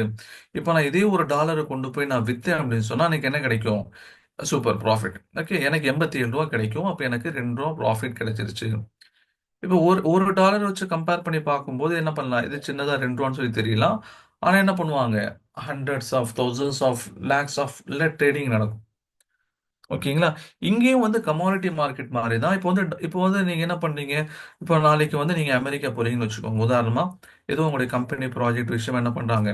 ஒரு 6 மந்த்ஸ்க்கு உங்களுக்கு வந்து அமெரிக்காக்கு அனுப்புறாங்க. இப்போ நீங்க என்ன பண்றீங்க? ஒரு ₹85,000க்கு நீங்க போய் டாலரா கன்வெர்ட் பண்றீங்க. ஓகே. 85,000 நீங்க வந்து டாலரா கன்வெர்ட் பண்ணி, அத நீங்க வந்து என்ன பண்ணீங்க, ருப்பிய வந்து டாலரா கன்வெர்ட் பண்ணி வாங்குறீங்க. இப்போ $1 $85ன்னு சொன்னா, அப்ப எத்தன $85,000 குடுத்தா நமக்கு எவ்வளோ டாலர் கிடைக்கும்? ஒரு $1000 கிடைக்கும். கரெக்ட்டுங்களா? ஏன்னா அமெரிக்கா போறேன். எனக்கு வந்து டாலருடைய தேவை இருக்கும்னு சொல்லிட்டு நீங்க வாங்கிக்கிறீங்க. ஆனா நீங்க அமெரிக்கால போய் ஒரு 6 மந்த்ஸ் வொர்க் பண்றீங்க. அங்க உங்களுடைய சேலரியே டாலர்ஸ்ல தான் குடுக்குறாங்க. அதனால உங்களுக்கு நீங்க வாங்குன டாலர மாத்த வேண்டிய ஒரு தேவை உங்களுக்கு உண்டாகல. வாங்குன டாலர மாத்த வேண்டிய தேவை உங்களுக்கு உண்டாகல. அதனால நீங்க வாங்கிட்டு போன அந்த $1000 அப்படியே நீங்க வச்சுட்டு இருக்கீங்க. உங்களுக்கு அந்த சேலரிஸ் டாலர்ஸ் தான் குடுக்குறாங்க. அத எடுத்து செலவு பண்றீங்க. அப்ப 6 மந்த்ஸ் ப்ராஜெக்ட் முடிச்சும் உங்கள வந்து ரிட்டர்ன் ஊருக்கு அனுப்புறாங்க. நீங்க கிளம்பி வரீங்க. இப்ப கிளம்பி வரும்போது இந்தியால திரும்ப இந்த டாலர குடுக்குறீங்க. $1000 குடுக்குறீங்க. ஆனா அப்போ 85ல அந்த 6 மந்த்ஸ்ல என்ன ஆயிருச்சு? 2ம் அதிகமாகி 87 ஆயிருச்சு. இப்ப உங்களுக்கு எவ்வளவு ரிட்டர்ன்ஸ்ல கிடைக்கும்? $87,000 கிடைக்கும். கரெக்ட்டுங்களா? இப்போ உங்களுக்கு ரிட்டர்ன்ஸ்ல எவ்வளவு கிடைக்கும்? $87,000 கிடைக்கும். இப்போ உங்களுக்கு இங்க $2,000 ப்ராஃபிட் வந்திருக்கு. இத நம்ம பயன்படுத்தலாமான்னா, இது கூடும். ஷரியாவுடைய பார்வையில கூடும். ஏன்னா, நீங்க பிசிக்கலா ஒரு கரன்சி குடுக்குறீங்க, பிசிக்கலா ஒரு கரன்சி வாங்குறீங்க. புரியுதுங்களா? பிசிக்கலா ஒரு கரன்சி குடுக்குறீங்க, பிசிக்கலா ஒரு கரன்சி வாங்குறீங்க. நீங்க குடுக்கும்போது அதோடைய வேல்யூ கம்மியா இருந்திருக்கு. நீங்க வாங்கும்போது அதோடைய வேல்யூ அதிகமாயிருச்சு. இப்ப இதுல வரக்கூடிய டிஃபரன்ஸஸ் நம்ம ரியலைஸ் பண்ணிக்கலாமான்னா, ரியலைஸ் பண்ணிக்கலாம். இது ஒண்ணும் என்ன கிடையாது, தப்பு கிடையாது. இத ரியலைஸ் நம்ம பண்ணிக்கலாம். ஆனா எப்போ ப்ராப்ளம்? இதே டீலிங்க நீங்க ஆன்லைன்ல பண்ணும்போது தான் ப்ராப்ளம். ஏன்னா, அங்க பிசிக்கலா எந்த கரன்சியும் அங்க நடக்கிறதில்ல. பிசிக்கலா எந்த ட்ரேடிங்கும் அங்க நடக்கிறதில்ல. பிசிக்கலா எந்த ட்ரேடிங்கும் அங்க நடக்கிறதில்ல. அங்க எல்லாமே என்னன்னு சொன்னா, டிஃபரன்ஸஸ் மட்டும் ரியலைஸ் பண்ணிட்டு வந்துடுறாங்க. ஓகேங்களா? டிஃபரன்ஸஸ் மட்டும் என்ன பண்றாங்க? ரியலைஸ் பண்ணிட்டு வந்துடுறாங்க. அப்போ டிஃபரன்ஸஸ் மட்டும் ரியலைஸ் பண்ணிட்டு அவங்க வராங்க அப்படின்னு சொல்லி சொன்னா, அந்த டிரான்சாக்ஷன் வந்து கூடாது. மார்க்கெட்ல கூடாது. ஏன்னா, கரன்சியோட விஷயத்துல மார்க்கெட்ல ரொம்ப ஸ்ட்ரிக்ட்டான ரூல்ஸ் இருக்கு. இப்போ வந்து கோல்டு பீஸ் அப்படின்னு ஒண்ணு நீங்க கேள்விப்பட்டிருப்பீங்க. ஓகேங்களா? போன பேட்ச்ல வந்து கோல்டு பீஸ பத்தி நெறைய கேட்டாங்க. ஏன்னா வந்து மார்க்கெட் டவுன்ல இருக்குது. இப்போ கோல்டுல இன்வெஸ்ட் பண்ணணும். இப்போ பிசிக்கல் கோல்ட இன்வெஸ்ட் பண்றதா? இல்ல கோல்டு பீஸ்ல இன்வெஸ்ட் பண்றதா? இப்போ கோல்டு பி அப்படிங்கிறது பேக்கப்ல நம்ம ETF பத்தி படிக்கும்போது டீட்டெயில்டா அது பார்ப்போம். இப்போ வந்து அது டிஜிட்டல் ஃபார்மேட்ல கிடைக்கக்கூடிய கோல்டு அப்படின்னு ஞாபகம் வச்சுக்கோங்க புரிதலுக்காக. இப்ப அத வாங்கலாமா, வாங்கலாமா நெறைய பேர் என்கிட்ட திரும்ப, திரும்ப, திரும்ப, திரும்ப கேட்டுட்டே இருந்தாங்க. எனக்கும் தோணுச்சு கோல்டு பீஸ் நல்லா ஏறுது, ஏறிட்டு இருக்குன்னு எனக்கு தோணுச்சு. ஆனா நம்ம ஷரியாவுடைய பிரின்சிபல்ஸ ஃபாலோ பண்ணி பண்றனால, இதுவரைக்கும் அந்த பர்மிஷன் குடுத்துருக்காங்க அப்படிங்கிற மாரியான விஷயத்த நான் பார்க்கவே இல்ல. அதனால நான் என்ன பண்றேன்னு சொன்னா, நான் வந்து என்னுடைய மென்டார் முஃப்தி சாப் கிட்ட கேட்டு சொல்றேன்னு சொல்லிட்டு, லாஸ்ட் ஃப்ரைடே நான் அங்க தான் போனேன். நேரா திண்டுக்கல்ல போய் அவங்கள பார்க்க போயிருந்தேன். அதான் சொன்னாங்க, அதாவது கோல்டு, சில்வருடைய டிரான்சாக்ஷன்ல ஷரீயத்துல வந்து ரொம்ப ஸ்ட்ரிக்ட்டான கண்டிஷன்ஸ் இருக்கு. ஓகேங்களா? அதுலயும் முக்கியமா பார்த்தீங்கன்னு சொன்னா, இன்னைக்கு நம்ம வந்து கோல்டு, சில்வர் நம்ம யூஸ் பண்றதில்ல கரன்சி எக்ஸ்சேஞ்சுக்காக. ஒரு மீடியம் ஆஃப் இதுக்கு டிரான்சாக்ஷனுக்கு நம்ம யூஸ் பண்ணதில்ல. அதுக்கு பதிலா தான் கரன்சிய யூஸ் பண்ணோம்.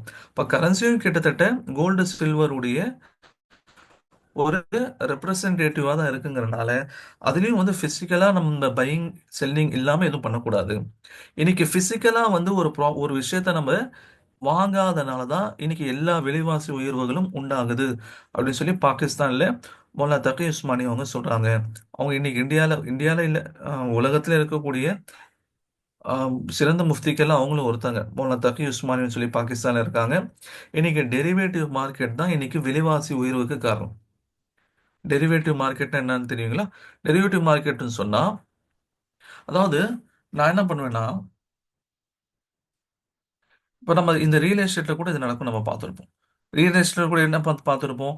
இப்போ வந்து ஒரு ஏ அண்ட் பி 2 பெர்சன்ஸ் இருக்காங்க. ஓகேங்களா? இப்ப ஏ கிட்ட என்ன இருக்குன்னு சொன்னா ஒரு லேண்ட் இருக்கு. ஓகே. இந்த லேண்டுடைய வேல்யூ வந்து ரூ. 10,00,000. இந்த பி என்ன பண்றாரு? ஒரு ட்ரேடர். இவரு ஏ கிட்ட என்ன சொல்றாருன்னா, நான் உங்களுக்கு ஒரு 1,00,000 அட்வான்ஸா தரேன். 1,00,000 நான் அட்வான்ஸா தரேன். இந்த 1,00,000 நான் உங்களுக்கு அட்வான்ஸா தரேன். மீதி 9,00,000 உங்க லேண்டுக்கான அமௌண்ட்ட நான் 3 மந்த்ல நான் உங்களுக்கு குடுத்துர்றேன். அப்படின்ட்டு ஒரு அக்ரீமெண்ட் போடுறாரு. அப்படின்னு என்ன பண்றாரு, அக்ரிமெண்ட் போறாரு. சரிங்களா? இப்போ ஏ என்ன பண்ணிட்டாரு, அக்செப்ட் பண்ணிட்டாரு. ஓகே 1 லேக் அட்வான்ஸா வாங்கி 3 மந்த்ஸ்க்குள்ள 9 லேக்ஸ் கொடுக்கணும். இன்கேஸ் நீ 3 மந்த்ஸ்க்குள்ள 9 லேக்ஸ் கொடுக்கலன்னு சொன்னா, இந்த 1 லேக் நான் திருப்பி தர மாட்டேன். அப்படிங்கிற அக்ரிமெண்ட்.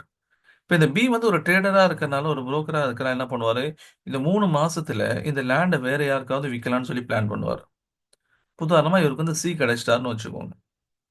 இப்போ சி கடை சொல்லுவாரு, இந்த லேண்டுங்கிறது 12 லேக்ஸ். இந்த லேண்ட் அப்படிங்கிறது என்னது? 12 லேக்ஸ். சரிங்களா? இப்ப இந்த 12 லேக்ஸ் நீங்க இ ஒத்துக்கிட்டாரு. சி ஒத்துக்கிட்டாருன்னு சொன்னா, இப்ப என்ன பண்ணுவாரு? ஏக்கு குடுக்க வேண்டிய 9 லேக்ஸ குடுத்துட்டு, இவர் வந்து அசல் ஆல்ரெடி ஒரு ஒரு ரூ. 1,00,000 குடுத்திருந்தாரு. அது போக மீதி 2 லேக்ஸ் இவருடைய ப்ராஃபிட். இப்ப சி என்ன சொல்றாரு? ஓகே நான் வாங்கிக்கிறேன். நான் உங்களுக்கு ரூ. 1,00,000 நான் என்ன பண்றேன் உங்களுக்கு? அட்வான்ஸா தரேன். மீதி 2 மீதி வந்து 11,00,000 2 மாசத்துல நான் கிரைம் பண்ணிக்கிறேன். 2 மீதி வந்து 2 மாசத்துல நான் என்ன பண்றேன்? உங்களுக்கு குடுக்க வேண்டிய ஒரு ரூ. 11,00,000 நான் குடுத்துர்றேன் அப்டி சொல்லி சொல்றாரு. சி என்ன பண்றாரு? பி மாரி ஒரு ட்ரேடர். இப்ப இவரு தேடுறாரு. இவருக்கு வந்து என்ன பண்றாரு சொன்னா, டி கிடைக்கிறாரு. டிங்கிறவரு யாரு? ஆக்சுவலா லேண்ட் வாங்கணும் அப்படிங்கிற ஒரு நியத்தோட இருக்கிறவரு. ஒரு ரூ. 10,00,000 கையில வச்சிருக்காரு. இப்ப ஆக்சுவலி என்ன ஆகும்? சி விக்கும்போது எவ்வளவுக்கு அவரு விப்பாரு? இவரு குடுக்க வேண்டியது 12. அப்ப என்ன பண்ணுவாரு? ரூ. 14,00,000 இவரு விப்பாரு. கரெக்ட்டுங்களா? இப்ப டி பாக்குறாரு, இல்ல சார் என்கிட்ட ரூ. 10,00,000 தான் இருக்கு. ரூ.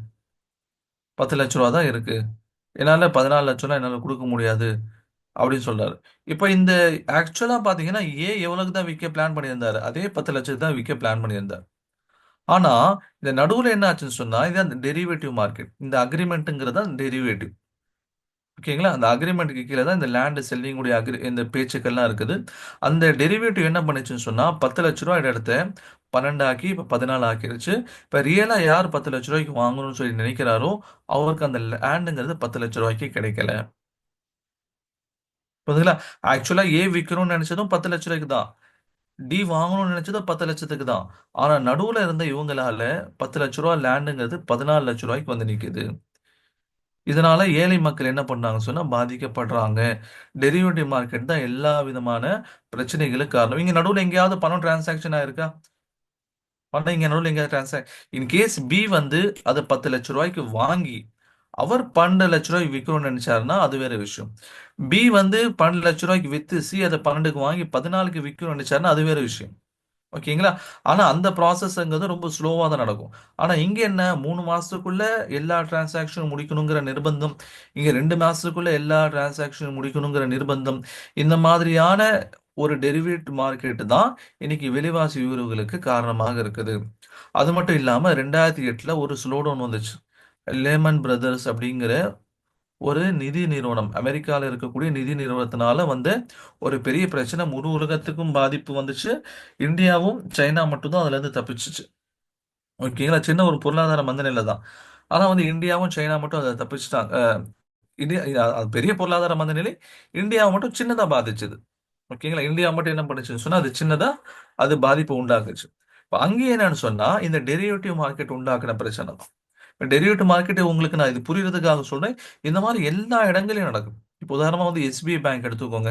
இப்ப இந்த எஸ்பிஐ பேங்க் இருக்கு பார்த்தீங்களா?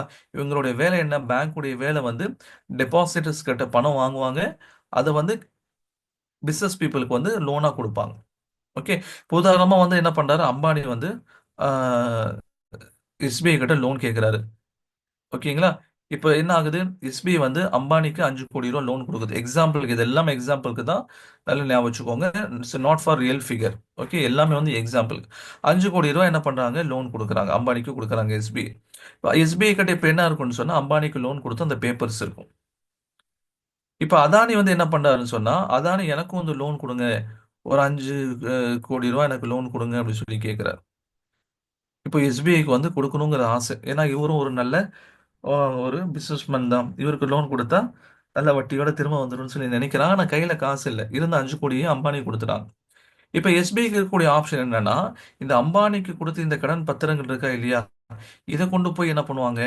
இத கொண்டு போய் ஆர்பிஐ கிட்டயோ, இல்ல வேற யார்கிட்டயோ அடமானம் வச்சு, அவங்க திரும்ப ஒரு ரூ. 5,00,00,000 லோன் வாங்கி கொண்டு வந்து என்ன பண்ணுவாங்க? அதானிக்கு குடுப்பாங்க. ஓகே. அதானிக்கு என்ன பண்ணுவாங்க? ரூ. 5,00,00,000 லோன் குடுப்பாங்க. இப்ப திரும்ப என்ன ஆகுதுன்னு சொன்னா, இன்னொருத்தர் வராரு. யார் வரா? இன்னொருத்தர் 3வதா வந்து டாடா வராரு. டாடா வந்து என்ன பண்றாங்க, அந்த குரூப் டாடா குரூப், டாடா ரத்தன் டாடா தான் இறந்துட்டாரு. டாடா குரூப்ல இருந்து வராங்க, எங்களுக்கு ஒரு 5 கோடி ரூபா லோன் வேணுங்கிறாங்க. இப்ப திரும்ப என்ன பண்ணுது, எஸ்பிஐ வந்து திரும்ப போறாங்க. போய் ஆர்பிஐ கிட்ட இந்த அதானி கொடுத்த லோன் பேப்பர்ஸ் வச்சு என்ன பண்றாங்க, அதானி கொடுத்த லோன் பேப்பர் வச்சு கடன் வாங்குறாங்க. ஓகேங்களா?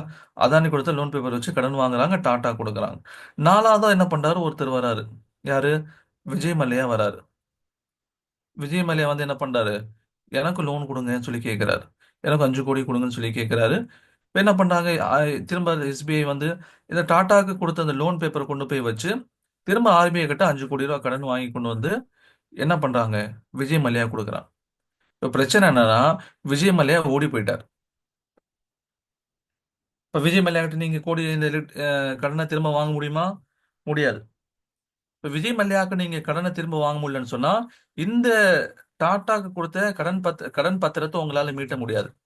டாடா கொடுத்த கடன் பத்திரத்தை உங்களால மீட்ட முடியலன்னு சொன்னா, அதானியுடைய கடன் பத்திரம் அடி வாங்கிரும். அதானியோடது மீட்ட முடியலன்னு சொன்னா, அம்பானியோடது வந்து இந்த மாதிரி என்ன ஆகும் சொன்னா, செயின் ரியாக்ஷனா இருக்கும். ஓகே. அப்ப இதுதான் டெரிவேட்டிவ்ஸ். ஒரு கடன் பத்திரத்தை வச்சு கடன் வாங்கி, இப்ப இன்கேஸ் ரெண்டாவது கடன் வாங்கினவர் கொடுக்கலன்னு சொன்னா, முதல்ல இருக்கக்கூடிய எல்லாமே பாதிப்பு. லைனா அதோடைய இம்பாக்ட்ங்கிறது இருந்துட்டே இருக்கும். புரியுதுங்களா? இதான் வந்து டெரிவேட்டிவ்ஸ் உடைய வந்து பெரிய மைனஸ். இதுதான் இன்னைக்கு உலகத்துல பல இடங்கள் நடந்துட்டு இருக்கு. ஒரு பொருள் வந்து கையில வராதனால தான், அதனால தான் ஷரியத் என்ன வந்திருக்கு, ஒரு பொருள் உங்க கைக்கு வந்ததுக்கு அப்புறம் தான் நீங்க அதை விற்கணும். நம்ம இன்ட்ராடே கூடாதுன்னு சொல்றதுக்கான காரணம் அதுதான். நீங்க ஷரியாவுடைய கிளாஸ் பார்த்திருப்பீங்கன்னு நினைக்கிறேன். இன்ட்ராடே கூடாதுன்னு சொல்றதுக்கான காரணம் என்ன, உங்களுடைய கைக்கு அந்த பொருள் இன்னும் வரல, அதனால உங்களுக்கு விற்க அனுமதி இல்லை. இப்ப இந்த மாதிரி கைக்கு வராத போது விற்க அனுமதி கொடுத்துற என்ன ஆகும், இந்த மாதிரி சிக்கல்ல போய் மாட்டிக்கும். கடைசியில எவனாவது ஒருத்தர் என்ன பண்ணிடுவான், டிம்கி காட்டிட்டு ஓடிடுவான். அதுக்கப்புறம் அந்த செயின் ரியாக்ஷன் எல்லா இடத்துக்கும் பரவும். அதான் மூல தகஸ்மானி சொல்றாங்க, இந்த மாதிரியான டெரிவேட்டிவ்ஸ்னால தான் இன்னைக்கு உலகத்துல பல பொருட்களுடைய விலைவாசி ஏறுறது, பல பொருளாதார மந்த நிலைகள் உருவாகிறதுக்கு காரணமே இதுதான் அப்படின்னு என்ன பண்ணியிருக்காங்க, அவங்க சொல்லியிருக்காங்க. அதனால தான் எந்த இடத்துல எல்லாம் இந்த அஹ், கபுல் கபிலல் கபல்னு சொல்லுவாங்க அரபியில. அதாவது நம்முடைய பொசிஷனுக்கு வர்றதுக்கு முன்னாடி நீங்க விற்கிறது அப்படிங்கிறது கூடாது. எந்த இடத்துல இந்த பாசிபிலிட்டி இருக்கோ அதெல்லாம் கூடாது. இப்போ ஃபாரெக்ஸ் ட்ரேடிங்கை பொறுத்த வரைக்கும் நம்ம ஒரு கரன்சி, அமெரிக்காவோட எக்ஸாம்பிள் சொன்னேன். நீங்க போறீங்க, 85,000 கொடுக்குறீங்க, 1000 வாங்குறீங்க, ரிட்டர்ன் வந்து அதே $1000 கொடுக்குறீங்க, 87,000 வருது. இது நோ ப்ராப்ளம். ஆனா நீங்க இந்த ஆன்லைன் டிரான்சாக்ஷனை பொறுத்த வரைக்கும் எந்த இடத்துல என்ன நடக்கிறது இல்லைன்னா, ஒரு பிசிக்கலான கரன்சிஸை எக்ஸ்சேஞ்ச் பண்றது நடக்கிறது இல்லை. என்ன நடக்கும், ஜஸ்ட் அந்த டிஃபரன்சஸ் மட்டும் ரியலைஸ் பண்ணிக்குவாங்க. காலையில் அவர் என்ன பண்ணுவார், 85க்கு வந்து ஒரு டாலர் வாங்குவார். ஈவினிங் என்ன ஆகும், அந்த டாலருடைய மதிப்பு அதிகமாகும், 87 ஆகும். அதை வித்துட்டு என்ன பண்ணிடுவார், லாபத்தை சம்பாதிச்சுட்டு போயிடுவார். இங்கே நடக்கிறது எல்லாமே என்னன்னு சொன்னால், உங்களுக்கு பிசிக்கல் இருக்காது, ஜஸ்ட் ஃபார் அந்த இமேஜினபிள், அந்த டிஃபரன்சஸ் ரியலைஸ் பண்ணுறது தான் இங்கே நடக்குது. அதனால தான் நம்ம என்ன சொல்றோம்னா ஃபாரெக்ஸ் ட்ரேடிங்கிறது கூடாது. ஏன்னா இங்க எந்த பிசிக்கல் ஃபார்மேட்லயும் இல்ல பிசிக்கல் பொசிஷனும் இங்க நடக்கிறது கிடையாது. அதனால இங்க உங்களுடைய கண்ட்ரோல்ல வராத ஒரு பொருளை ஜஸ்ட் டிஃபரன்சஸ் ரியலைஸ் பண்ணி மட்டும் நீங்க என்ன பண்றீங்க, ட்ரேட் பண்ணீங்க சொன்னா அந்த ட்ரேடிங் கூடாதுன்னு சொல்லி சொல்லும். ஓகேங்களா? ட்ரேடிங் கூடாதுன்னு சொல்லி சொல்றோம். இங்க கொடுத்திருக்கக்கூடிய ஃபத்வால அதுதான், ஃபாரெக்ஸ் ட்ரேடிங் அந்த ஹலால் ஹராம்னா இந்த பிசிக்கலா வாங்குறோம்ல அதை பத்தி ஒன்றும் தப்பு இல்லை. The exchange of one country's currency with that of the other with differences is lawful. நீங்க 85,000 நீங்க கொடுத்து $1000 வாங்கி ரிட்டர்ன் வரும்போது 87 வாங்குனீங்கன்னா அதுல ஒன்றும் தப்பு இல்லை. ஆனா நீங்க ஆன்லைன்ல வாங்கும்போது பிசிக்கல் பொசிஷன் வராதனால கூடாது. ஏன்னா ஹதீஸ தடை வந்திருக்கு, இந்த goods should not be sold before the our position. உங்க கண்ட்ரோலுக்கு வரதுக்கு முன்னாடி நீங்க விற்கிறதுங்கிறது கூடாதுன்னு சொல்லி என்ன பண்ணியிருக்காங்க, சொல்லியிருக்காங்க. சரி, அடுத்தது கிரிப்டோ கரன்சி. கிரிப்டோ கரன்சியை பொறுத்த வரைக்கும் என்ன அப்படின்னா, கிரிப்டோ கரன்சியை பொறுத்த வரைக்கும் இது கூடுங்கிறதுக்கு இது வரைக்கும் தெளிவான ஒரு ஆதாரங்கள் இன்னும் வரல. கூடுங்கிறதுக்கு தெளிவான ஆதாரங்கள் வரல. ஆனா ரீசெண்டா ஒருத்தர் வந்து எனக்கு என்ன பண்ணியிருந்தாருன்னா, ஒரு ஃபிக்கு உடைய அந்த இது அமைச்சிருந்தார், ஃபார்மேட் அமைச்சிருந்தாரு. அதை நான் போய் என்னுடைய முஃப்தி சாப்பிட்டு கேட்டேன், இப்படி கிரிப்டோ கரன்சி கூடும்னு சொல்லி சொல்றாங்களே, சில உலமாக்கள் வந்து இதுக்கு ஜகாத் கடமைன்னு சொல்லி சொல்றாங்களே, இது என்னது? ஆக்சுவலி கிரிப்டோ கரன்சினா என்னது, ஒரு மெய்நிகர் நாணயம். மெய்நிகர் நாணயம்னு என்ன அர்த்தம், நாணயத்துக்கு நிகரான ஒண்ணு, ஆனா நாணயம் கிடையாது. ஓகேங்களா? மெய்நிகர் நாணயம் அப்படின்னு என்ன அர்த்தம், ஒண்ணு இருக்கிற மாதிரி இருக்கும் ஆனா இருக்காது. புரியுதுங்களா? இருக்கிற மாதிரி இருக்கும் அதான் இருக்காது. அது இருக்காது. அதுதான் என்ன சொல்றோம்னா கிரிப்டோ கரன்சின்னு சொல்லி சொல்றோம். இந்த கிரிப்டோ கரன்சிங்கிறத ஆக்சுவலி யார் உருவாக்குறான்னு சொல்லி பார்த்தீங்கன்னா, பல கிரிப்டோ கரன்சிஸ் தனிநபர்களால் உருவாக்கப்படுது. உதாரணமா பிட்காயின் எடுத்துக்கோங்க. கிரிப்டோ கரன்சிலேயே வந்து ரொம்ப ஃபேமஸான காயின் வந்து பிட்காயின் தான். இந்த பிட்காயின் வந்து யார் உருவாக்குனது? இப்போ வந்து இந்தியாவில் இருக்கக்கூடிய ருப்பியை யார் உருவாக்குனதுன்னு கேட்டால் நம்ம சொல்ல முடியும். ரிசர்வ் பேங்க் ஆஃப் இந்தியா தான். ஓகேங்களா? அதாவது ₹2லேருந்து 2000 வரைக்குமான நோட்டை வந்து ரிசர்வ் பேங்க் ஆஃப் இந்தியா அவங்க தான் அவங்களுடைய கண்ட்ரோலில் இருக்கு. ₹1 காயின் வந்து ₹1 நோட்டு அதே மாதிரி வந்து காயின் ₹1, ₹5, ₹10, ₹20 காயின்லாம் இருக்கா இல்லை இது யாருடைய பொறுப்புனா கவர்மெண்ட்டுடைய பொறுப்பு. மொத்தத்தில் கவர்மெண்ட்டோ அல்லது கவர்மெண்ட்டால் அங்கீகரிக்கப்பட்ட ஒரு நிறுவனமும் கரன்சி உருவாக்குது. இதுதான் எல்லா நாடுகளையும் நடக்குது. எல்லா நாடுகளையும் ஒண்ணு அந்த கவர்மெண்ட்டே கரன்சி இஷ்யூ பண்ணும். இல்ல கவர்மெண்ட் அனுமதி அளித்த ஒரு நிறுவனம் அதை இஷ்யூ பண்ணும். அப்போ கவர்மெண்ட் உடைய சப்போர்ட்ங்கிறது அந்த இடத்துல இருக்குது. ஆனா கிரிப்டோ கரன்சியை பொறுத்த வரைக்கும் அந்த இடத்துல கவர்மெண்ட்டே வராது. இப்ப கிரிப்டோ கரன்சி முக்கியமா பிட்காயின் எக்ஸாம்பிளுக்கு எடுத்துட்டோம்னு சொன்னா அதை யார் இஷ்யூ பண்ணான்னு இதுவரைக்குமே தெரியல. இத்தனைக்கும் ஒரு கிரிப்டோ கரன்சியோட வேல்யூ $1,00,000 தாண்டி போயிட்டு இருக்கு. $1,00,000 அப்படிங்கிறது கிட்டத்தட்ட 80 லட்சம் ரூபாய்க்கு மேல ஒரு கிரிப்டோ கரன்சியோட வேல்யூ. இவ்வளோ வேல்யூல போயிட்டு இருக்கு. ஆனா அது யார் உருவாக்குனாங்கிறது இது வரைக்கும் தெரியல. சதோஷோ ச- சதோஷோ நாகமோட்டோ சம்திங் ஏதோ பேர் சொன்னாங்க. அவர் அந்த பேர் இருக்கக்கூடிய நபர் தான் அந்த கிரிப்டோ கரன்சி உருவாக்குனதாக நம்பப்படுது. ஓகேங்களா? சதோஷோ நாகமோட்டின்னு சொல்லி சம்திங் பேர் வரும்.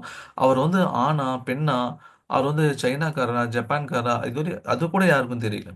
ஜஸ்ட் வந்து ஒரு ஆல்கோரிதம்ஸ்னு சொல்லுவாங்க.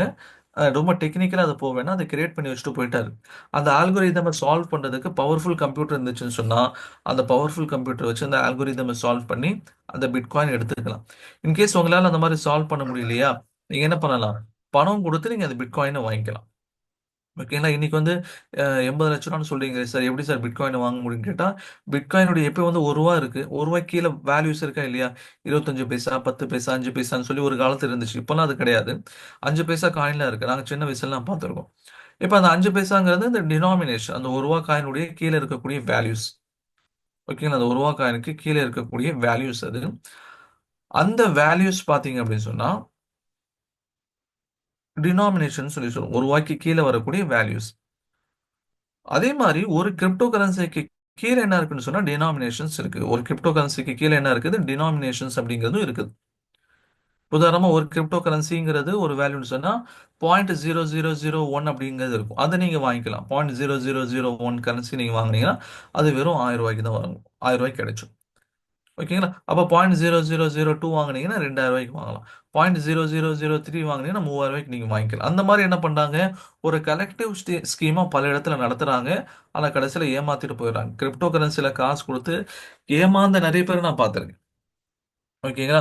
அவங்க என்ன பண்ணுவாங்க, நீங்க ஒருத்தங்க சேர்த்து விடுங்க. உங்களுக்கு நாங்க ரூ. 1500 தரோம்னு சொல்லுவாங்க.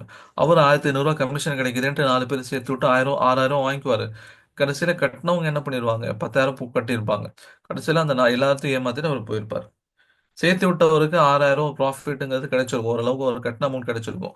ஆனா அவர் யார சேர்த்து விட்டாரோ அவங்களே என்ன ஆயிட்டாங்க, அடி வாங்கிட்டு போயிட்டாங்க. ஓகேங்களா? இப்ப இங்க இமேஜ்ல காமிக்கிற மாரி பி போட்டிருக்க பிட்காயின், எல் போட்டிருக்க லட்சுமி காயின் இந்த மாரி காயினா இருக்கும்னு எதிர்பார்க்காதீங்க. ஜஸ்ட் ஃபார் அது இமேஜ் அது. எப்படி வந்து நம்ம வந்து ஃபாரெக்ஸ் ட்ரேடிங்ல ஆ சில இடங்கள்ல சொல்லியிருந்தோம். அதாவது அது கபல் அப்படிங்கிறது நடக்கிறது கிடையாது. அப்படி அதே மாரி இங்கேயும் என்னது கபலுங்கிறது நடக்கிறது கிடையாது. சரி இது டிஜிட்டல் ஃபார்மேட்ல தானே சார் இருக்குங்க. கபல் நடந்தா என்ன, நடக்காட்டி என்னன்னு சொல்லி கேட்டீங்கனாலுமே கூட, இதுக்கு வந்து அப்ரூவல் கிடைச்சிருச்சு. இத பண்ணலாம் அப்படிங்கிறதுக்கு இதுவரைக்கும் ஒரு ஃபத்வாக்கள் வரலன்னு சொல்லி சொல்றாங்க. சில பேர் ஃபத்வாக்கள் வந்துருச்சுங்கிறாங்க. நான் என்னுடைய நாலேட்ஜ்க்கு எட்டுன வரைக்கும், என்னுடைய முஃப்தி சாப் கேட்ட வரைக்கும், நான் அவங்க சொல்றத தான் மேக்ஸிமம் ஃபாலோ பண்றேன். அந்த அடிப்படையில நான் வந்து அனுமதி குடுக்கறது இல்ல. ஆனா ரீசென்ட்டா ஒருத்தர் வந்து ஒரு உருதுல வந்து ஒரு அனுமதி கிடைச்சிருச்சுன்னு சொல்லி தான் அனுப்பிச்சிருந்தார். முஃப்தி சாப் சொல்லக்கூடிய காரணம் என்ன? ஒரு கரன்சிய வந்து கூடும்னு சொல்றதுக்கான காரணம் வந்து, அரசாங்கத்தினுடைய உத்தரவாதம் இருக்கிறனால. இப்போ ரூ. 500 ரூ. 1000 செல்லாதுன்னு சொல்லி கவர்மெண்ட் சொன்னாங்க. அரசுடைய உத்தரவாதம் போயிருச்சு. இப்ப அதுக்கப்புறம் அந்த ரூ. 500 1000 நோட்டுக்கு ஏதாவது மதிப்பு இருக்கா? கிடையாது. ரூ. 500க்கும் அந்த ரூ. 1000க்கும் எந்த விதமான மதிப்பும் கிடையாது. சரிங்களா? அப்போ அரசாங்கத்துடைய உத்தரவாதம் போயிருச்சுன்னு சொன்னா, அந்த கரன்சிக்கான ஒரு வேல்யூ போயிருது. அதே மாரி தான் இது பிரைவேட்டா இருக்காங்க. இங்க வந்து யார் குடுக்குறா? யார் இஷ்யூ பண்றா? யார் ரெகுலேட் பண்றான்னே தெரியல. மக்களுடைய பணம் இங்க போய் திடீர்னு நாளைக்கு பிட்காயின் யாருமே வாங்க மாட்டோம்னு சொல்லிட்டாங்கன்னா, நீங்க உதாரணத்துக்கு ஒரு பிட்காயின் ரூ. 80,00,000 போட்டு வாங்கியிருக்கீங்கன்னு வைங்களேன். அந்த பிட்காயின் இனிமேல் எங்களுக்கு யாரும் வாங்க மாட்டோம். அது வந்து கூடாதுன்னு சொல்லிட்டாங்கன்னா, அப்ப அந்த ரூ. 80,00,000 உடைய வேல்யூ என்ன? இதே ஸ்டாக்ஸ்ல அப்படி சொல்ல முடியுமா? ஸ்டாக்ஸ் இது சொல்ல முடியுமானா முடியாது. ஏன்? ஏன்னா உங்களுக்கு பேக்கப்ல ஒரு ப்ராப்பர்ட்டி இருக்கு. நீங்க வந்து ஒரு ஒரு கம்பெனில இன்வெஸ்ட் பண்ணீங்கன்னு சொன்னா, அந்த கம்பெனியோட முதலீட்டாளர் ஆயிடுறீங்க. நாளைக்கு அந்த கம்பெனி வந்து இல்லிக்விட் பண்ணாலும், அதாவது அந்த கம்பெனிய வித்தாலும், நாளைக்கு சொத்துக்கள விக்கும்போது அதுலேருந்து வரக்கூடிய பங்குகள்லேருந்து ஒரு சில வேல்யூ உங்களுக்கு வரணும். அதுதான் புக் வேல்யூ நம்ம சொல்லியிருந்தோம். ஆனா இங்க கிரிப்டோ கரன்சி அந்த மாரி ஏமாத்திட்டு போயிட்டாங்கன்னா, நீங்க எதுவும் பண்ண முடியாது. ஓகே. அது இல்லாம ஆரம்பத்துல கவர்மெண்ட்டே ரொம்ப பயந்துட்டு இருந்தாங்க. ஏன்னா, இது யார் வாங்குறா? யார் விக்கிறாங்கிற அந்த டேட்டாஸும் கிடைக்க மாட்டேங்குது. அதனால தான் இந்த ரான்சம் வேர் ஓகே. இந்த கம்ப்யூட்டர்ல பார்த்தீங்கன்னு சொன்னா, சில சமயத்துல சைபர் அட்டாக் நடக்கும். நம்முடைய கம்ப்யூட்டர்ல நடக்காது. இதெல்லாம் வந்து சும்மா நம்ம பிசிக்கலா யூஸ் பண்ணது பேங்க்குடைய சிஸ்டம்ஸ்ல, பேங்க்குடைய அந்த சாஃப்ட்வேர்லயே வந்து சில சமயம் என்ன பண்ணுவாங்க, அட்டாக் நடக்கும். வைரஸ் அட்டாக் நடக்கும். ஓகேங்களா? அப்போ வைரஸ் அட்டாக் நடக்கும்போது என்ன நடக்கும்னு சொன்னா, அங்க வந்து ஒரு இமேஜ் வரும். லேப்டாப்ல வந்து ஆன் பண்ணீங்கன்னா ஒரு இமேஜ் வர ஆரம்பிக்கும். உங்களுடைய சிஸ்டம நாங்க ஹேக் பண்ணிட்டோம்.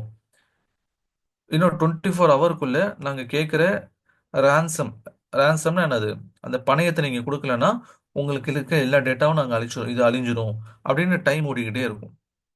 24 மணி நேரம்னா, அது ஒவ்வொரு நிமிஷமா குறைஞ்சுட்டே இருக்கும். இப்போ உங்களால என்ன பண்ண முடியாது? அந்த 24 மணி நேரத்துக்குள்ள உங்களால சரி பண்ண முடிஞ்சா சரி. இல்லன்னா, அந்த டேட்டாஸ் எல்லாம் இப்ப என்னுடைய டேட்டாஸ் போச்சுன்னா, போயிட்டு போதுன்னு விட்டுறலாம். நம்ம என்ன பண்றது? பெர்சனல் ஃபைல்ஸ் தான வச்சிருப்போம். பெருசா ஒண்ணும் இருக்காது. ஆனா பேங்க்ல அப்படி விட முடியுமா? பேங்க்ல வந்து யாருக்கு லோன் குடுத்துருக்கோம், யார் டெபாசிட் பண்ணியிருக்கா, எல்லா டேட்டாஸும் இருக்கும். இப்ப அந்த மாரி டேட்டாஸ் அலைஞ்சிச்சுன்னு சொன்னா, அப்ப பேங்க் மொத்தமா கொலாப்ஸ் ஆயிரும். அப்ப அவங்க என்ன பண்ணுவாங்க? பயந்துகிட்டு பணம் குடுத்துடலாம் அப்படின்னு சொல்லி முடிவு பண்ணுவாங்க.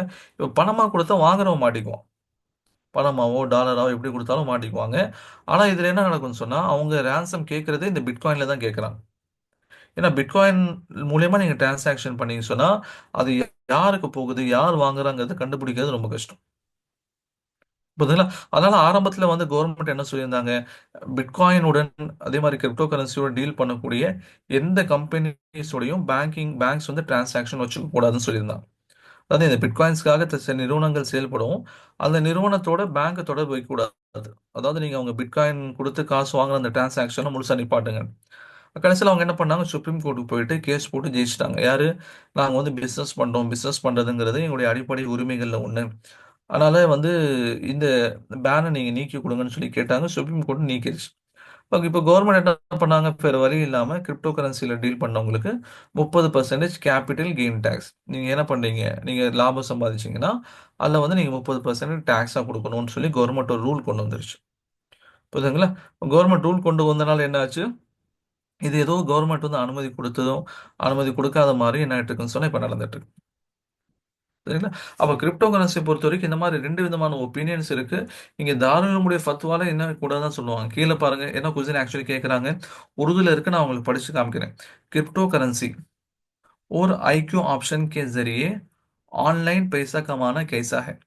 கிரிப்டோ கரன்சி ஐக்யூ ஆப்ஷன் மூலியமா நம்ம வந்து லாபம் சம்பாதிக்கிறதுக்கு அனுமதி இருக்கா? அப்படி சொல்லி கேட்கறாங்க. கீழ என்ன ஆன்சர் குடுத்திருக்காங்க? क्रिप्टो करेंसी और आईक्यू ऑप्शन के जरिए ऑनलाइन जैसे कमाने का तरी ऑनलाइन जिसे कमाने का क्या तरीका होता है, उसके तरीका का वो तफसील के साथ लिखिए। इसके बाद इसकी शरई हैसियत लिखी जाएगी। அதாவது முதல்ல வந்து கிரிப்டோ கரன்சினா என்ன? ஐக்யூ ஆப்ஷன்னா என்ன? இத பத்தியான விரிவான ஒரு விளக்கங்கள் நீங்க குடுங்க. அது குடுத்ததுக்கு அப்புறம் நாங்க இது சம்மந்தமா கூடுமா, கூடாதாங்கிறத சொல்லுவோம்னு சொல்லி என்ன பண்ட்டாங்க, அவங்க முடிச்சுட்டாங்க. ஏன்னா இது கூடும்னு சொல்றதுக்கான ஒரு தெளிவான ஃபத்வாக்கள் வந்து கிடைக்கப்பெறல. ஒரு முகாந்திரம் உருவாகலன்னு சொல்லி தான் சொல்லிட்டு இருந்தாங்க. இப்போ நான் வெள்ளிக்கிழமை போயிட்டு வந்தப்போ அதே தான் சொல்றாரு. ஆனா சில பேர் அது கூடும்னு சொல்லி சொல்றாங்க. ஓகேங்களா? இப்ப நீங்க என்ன பண்ணணும் அப்படிங்கிறத நீங்க தான் முடிவு பண்ணணும். பட் என்னுடைய சஜஷன்ஸ்ங்கிறது வேணாம். ஓகே. ஏன் வேணாம்? தெளிவான ஃபத்வாக்கள் வரல. அதனால வேணாம். 2வது இங்க ரிஸ்க் ரொம்ப ரொம்ப அதிகம். ஓகே. ரிஸ்க் ரொம்ப ரொம்ப இந்த இடத்துல அதிகம். ஏன்னா கிரிப்டோ கரன்சில வந்து ட்ரேட் பண்ணி நட்டம் அடைஞ்சது தான் நெறைய பேர் நான் பார்த்திருக்கேன். ஒரு சில பேர் லாபம் அடைஞ்சிருக்காங்க. நட்டம் அடைஞ்சவங்க தான் அதிகம். ஆனா என்னுடைய பெர்சனல் ஆப்ஷன்ங்கிறது வேணாம். ஆனா வந்து இதுல நான் முன்னாடி சொன்ன மாதிரி ஃபத்வாக்களை பொறுத்த வரைக்கும் இது கூடும் இது கூடாது ரெண்டு விதமான ஃபத்வாக்களும் இங்கே வரனால நம்ம என்ன பண்ணி தான் ஆகணும். நம்ம வந்து இது கூடுமா கூடாதாங்கிறது உங்க கையில தான் விட்டா நீங்க இது பண்ணிக்கோங்க நீங்களே என்னன்னு முடிவு பண்ணிக்கோங்கன்னு தான் சொல்லி ஆகணும். அந்த மாதிரி ஒரு நிறுவனத்துல நம்ம என்ன பண்ணியிருக்கோம் இப்போ இருக்கும். சரிங்களா? இப்போ உங்களுக்கு கூடுங்கிறதுக்காக ஏதாவது ஃபத்வாக்கள் கிடைச்சிச்சு சொன்னாலும் தாராளமா நீங்க அனுப்பிச்சு வைங்க. ஓகே, எனக்கு அனுப்பிச்சு வைங்க. அதை நம்ம என்ன பண்ணலாம், கன்சிடர் பண்ணலாம். அது என்ன சொல்றாங்க அப்படிங்கறத பார்க்கலாம். அப்புறம் நம்ம ஏதாவது முடிவு சேஞ்ச் பண்ண வேண்டியது இருந்துச்சுன்னா நம்ம சேஞ்ச் பண்ணிக்கலாம். சரிங்களா? இப்போ இன்னைக்கான நம்முடைய கிளாஸ் அப்படிங்கிறது ஓவர். நாளைக்கு இன்ஷால்லா நம்ம ட்ரெண்ட் லைன்ல ஆரம்பிப்போம். ட்ரெண்ட் லைன்ல வந்து ஒரு கண்டினியூவா 1 ஹவர் நமக்கு தேவைப்படும். அதுக்காக தான் நம்ம நடுவில் ஆரம்பிக்க வேணாம்னு சொல்லிட்டு இந்த சின்ன சின்ன டாபிக்ஸ் நம்ம எடுத்துக்கிட்டோம். இப்போ கமாடிட்டி மார்க்கெட் பத்தி உங்களுக்கு எக்ஸ்பிளைன் பண்ணியாச்சு. ஃபாரெக்ஸ் பத்தி என்னன்னு சொல்லியாச்சு. அதே மாதிரி டெரிவேட்டிவ்ஸ்லாம் என்னங்கிறத நான் உங்களுக்கு சின்னதாக எக்ஸ்பிளைன் பண்ணிட்டேன். நீங்க கிரிப்டோ கரன்சி விஷயமாவும் என்ன இருக்குங்கிறத சொல்லிட்டோம். ஓகே, இன்னைக்கான கிளாஸ் ஓவர். டவுட் இருக்கிறவங்க கேளுங்க, டவுட் இல்லாதவங்க கிளாஸ் லெஃப்ட் பண்ணிக்கலாம்.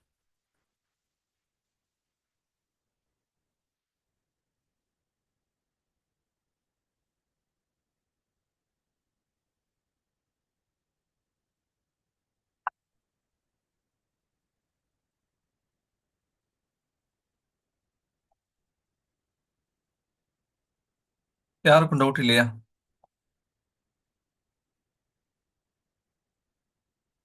அன்மியூட் பண்ணணுமா? சரி, பேசுறவங்க அன்மியூட் பண்ணிட்டு பேசுங்க. ஓகே. இந்த ஃபாரெக்ஸ் ட்ரேடிங் பத்தி சொன்னீங்கல்ல, அதுல ஓகே, வந்து கேஷா இருந்தாலுமோ, இல்லாட்டி கோல்டா இருந்தாலுமோ 2மே வந்து நம்ம பிசிக்கலா பண்ண முடியாதது வந்து நமக்கு கூடாது அப்படிதானே? அதாவது நம்ம ஃபாரெக்ஸ் ட்ரேடிங்கை பொறுத்த வரைக்கும் கரன்சி மட்டும் தான் நடக்குது. ஓகே, கோல்டா இருக்கிறதுக்கு என்ன சொன்னா கோல்டு பீஸ் இடிஎஃப்னு சொல்லி ரெண்டு இருக்கு. அந்த டாபிக் நம்ம தனியாக கவர் பண்ணுவோம். அப்போ அங்க என்னன்னு நான் சொல்றேன். Okay, okay. ஃபாரெக்ஸ் ட்ரேடிங்கிறது ஜஸ்ட் நீங்க வந்து ருபி கொடுத்து டாலர் வாங்குறது, டாலர் கொடுத்துட்டு யூரோ வாங்குறது, யூரோ கொடுத்துட்டு பவுண்ட் வாங்குறது, இந்த மாதிரி கரன்சில மட்டும் தான் நடந்துட்டு இருக்கும். Okay, okay. அது அது வந்து மட்டும் தான் இது. பிசிக்கல் ஃபார்ம்ல இல்லாதது வந்து நமக்கு கூடாது. ஆமா, கோல்டு பத்தி நம்ம இனிமே தான் பார்க்க போறோம் அப்படிதானே? ஆமா, ஆமா. Okay, okay. Okay, thank you.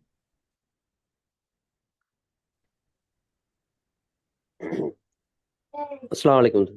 வலைக்கம். சின்ன டவுட்டுங்க சார். ம். இதுல வந்து இந்த இன்ட்ராடே நம்ம பண்ணக்கூடாது அப்படின்னீங்கல்ல சொன்னோன்னே. ஓகே. அதுல வந்து நம்ம என்னன்னா இப்ப இன்னைக்கு ஒன்று பை பண்ணிட்டு நம்ம அது ஒரு 2 நாள் 3 நாள் ஒரு 1 வீக் கழிச்சு ஏதாவது சேல் பண்ற மாதிரி இதை பண்றது ஆப்ஷன் இருக்கும் நமக்கு. இருக்கு, தாராளமா இருக்கு. ம். அதான் ஸ்விங் ட்ரேடிங்னு சொல்லுவோம். ஸ்விங் ட்ரேடிங்ல தானே பார்த்தோம் நம்ம. ஒரு ஸ்டாக்கை வாங்குறோம், அதோடைய வேல்யூ அதிகமாகும்னு நினைச்சு வாங்குறோம். அது நாளைக்கு அதிகமாச்சுன்னா நாளைக்கு வித்துடலாம். இல்ல ஒரு வாரம் கழிச்சு அதிகமாச்சுன்னா ஒரு வாரம் கழிச்சு வித்துடலாம். இது கூடும். ம். இன்ட்ராடேனா அன்னைக்கு காலையில வாங்கி அன்னைக்கு சாயந்தரம் விற்கிறது கூடாதுன்னு சொல்றோம். ஏன்னா அன்னைக்கு காலையில வாங்குனீங்கன்னா அடுத்த நாள் தான் உங்களுக்கு உங்களுடைய டிமேட் அக்கௌண்ட்ல இந்த ஸ்டாக்ஸ் வரும். ம். அதனாலதான் ஆப்ஷன் ஆப்ஷன்ஸ்ல இது பண்ணலாங்களா? ஆப்ஷன்ஸ்ல இப்ப நம்ம ஆப்ஷன்ஸ், பை பண்ணிட்டு அதான் ஃபியூச்சர்ஸ் அண்ட் ஆப்ஷன்ஸ்ங்கிறது கூடாது. ஏன்னா கூடாது. ஃபியூச்சர்ஸ் அண்ட் ஆப்ஷன்ஸ்ல வந்து ஸ்டாக்ஸ் வந்து கை மாறுறது இல்ல, வெறும் அக்ரிமெண்ட் மட்டும் தான் கை மாறுது. எஃப் அண்ட் ஓ பத்தி நம்ம தனியா ஒரு கிளாஸ் இருக்கும், அங்க நான் அதை பத்தி உங்களுக்கு எக்ஸ்பிளைன் பண்றேன். சரி சரி சார். சரி, அஸ்ஸலாமு அலைக்கும் சார். வலைக்கம் சலாம்.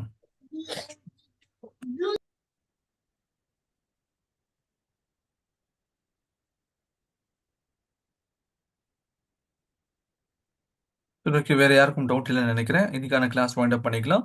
உங்களுக்கு டவுட் இருந்துச்சுன்னா நீங்க தாராளமாக என்ன பண்ணுங்க, வாட்ஸ்அப்ல கேளுங்க. நாளைக்கான கிளாஸ் நம்ம மீட் பண்ணுவோம். அஸ்ஸலாமு அலைக்கும். தேங்க்யூ.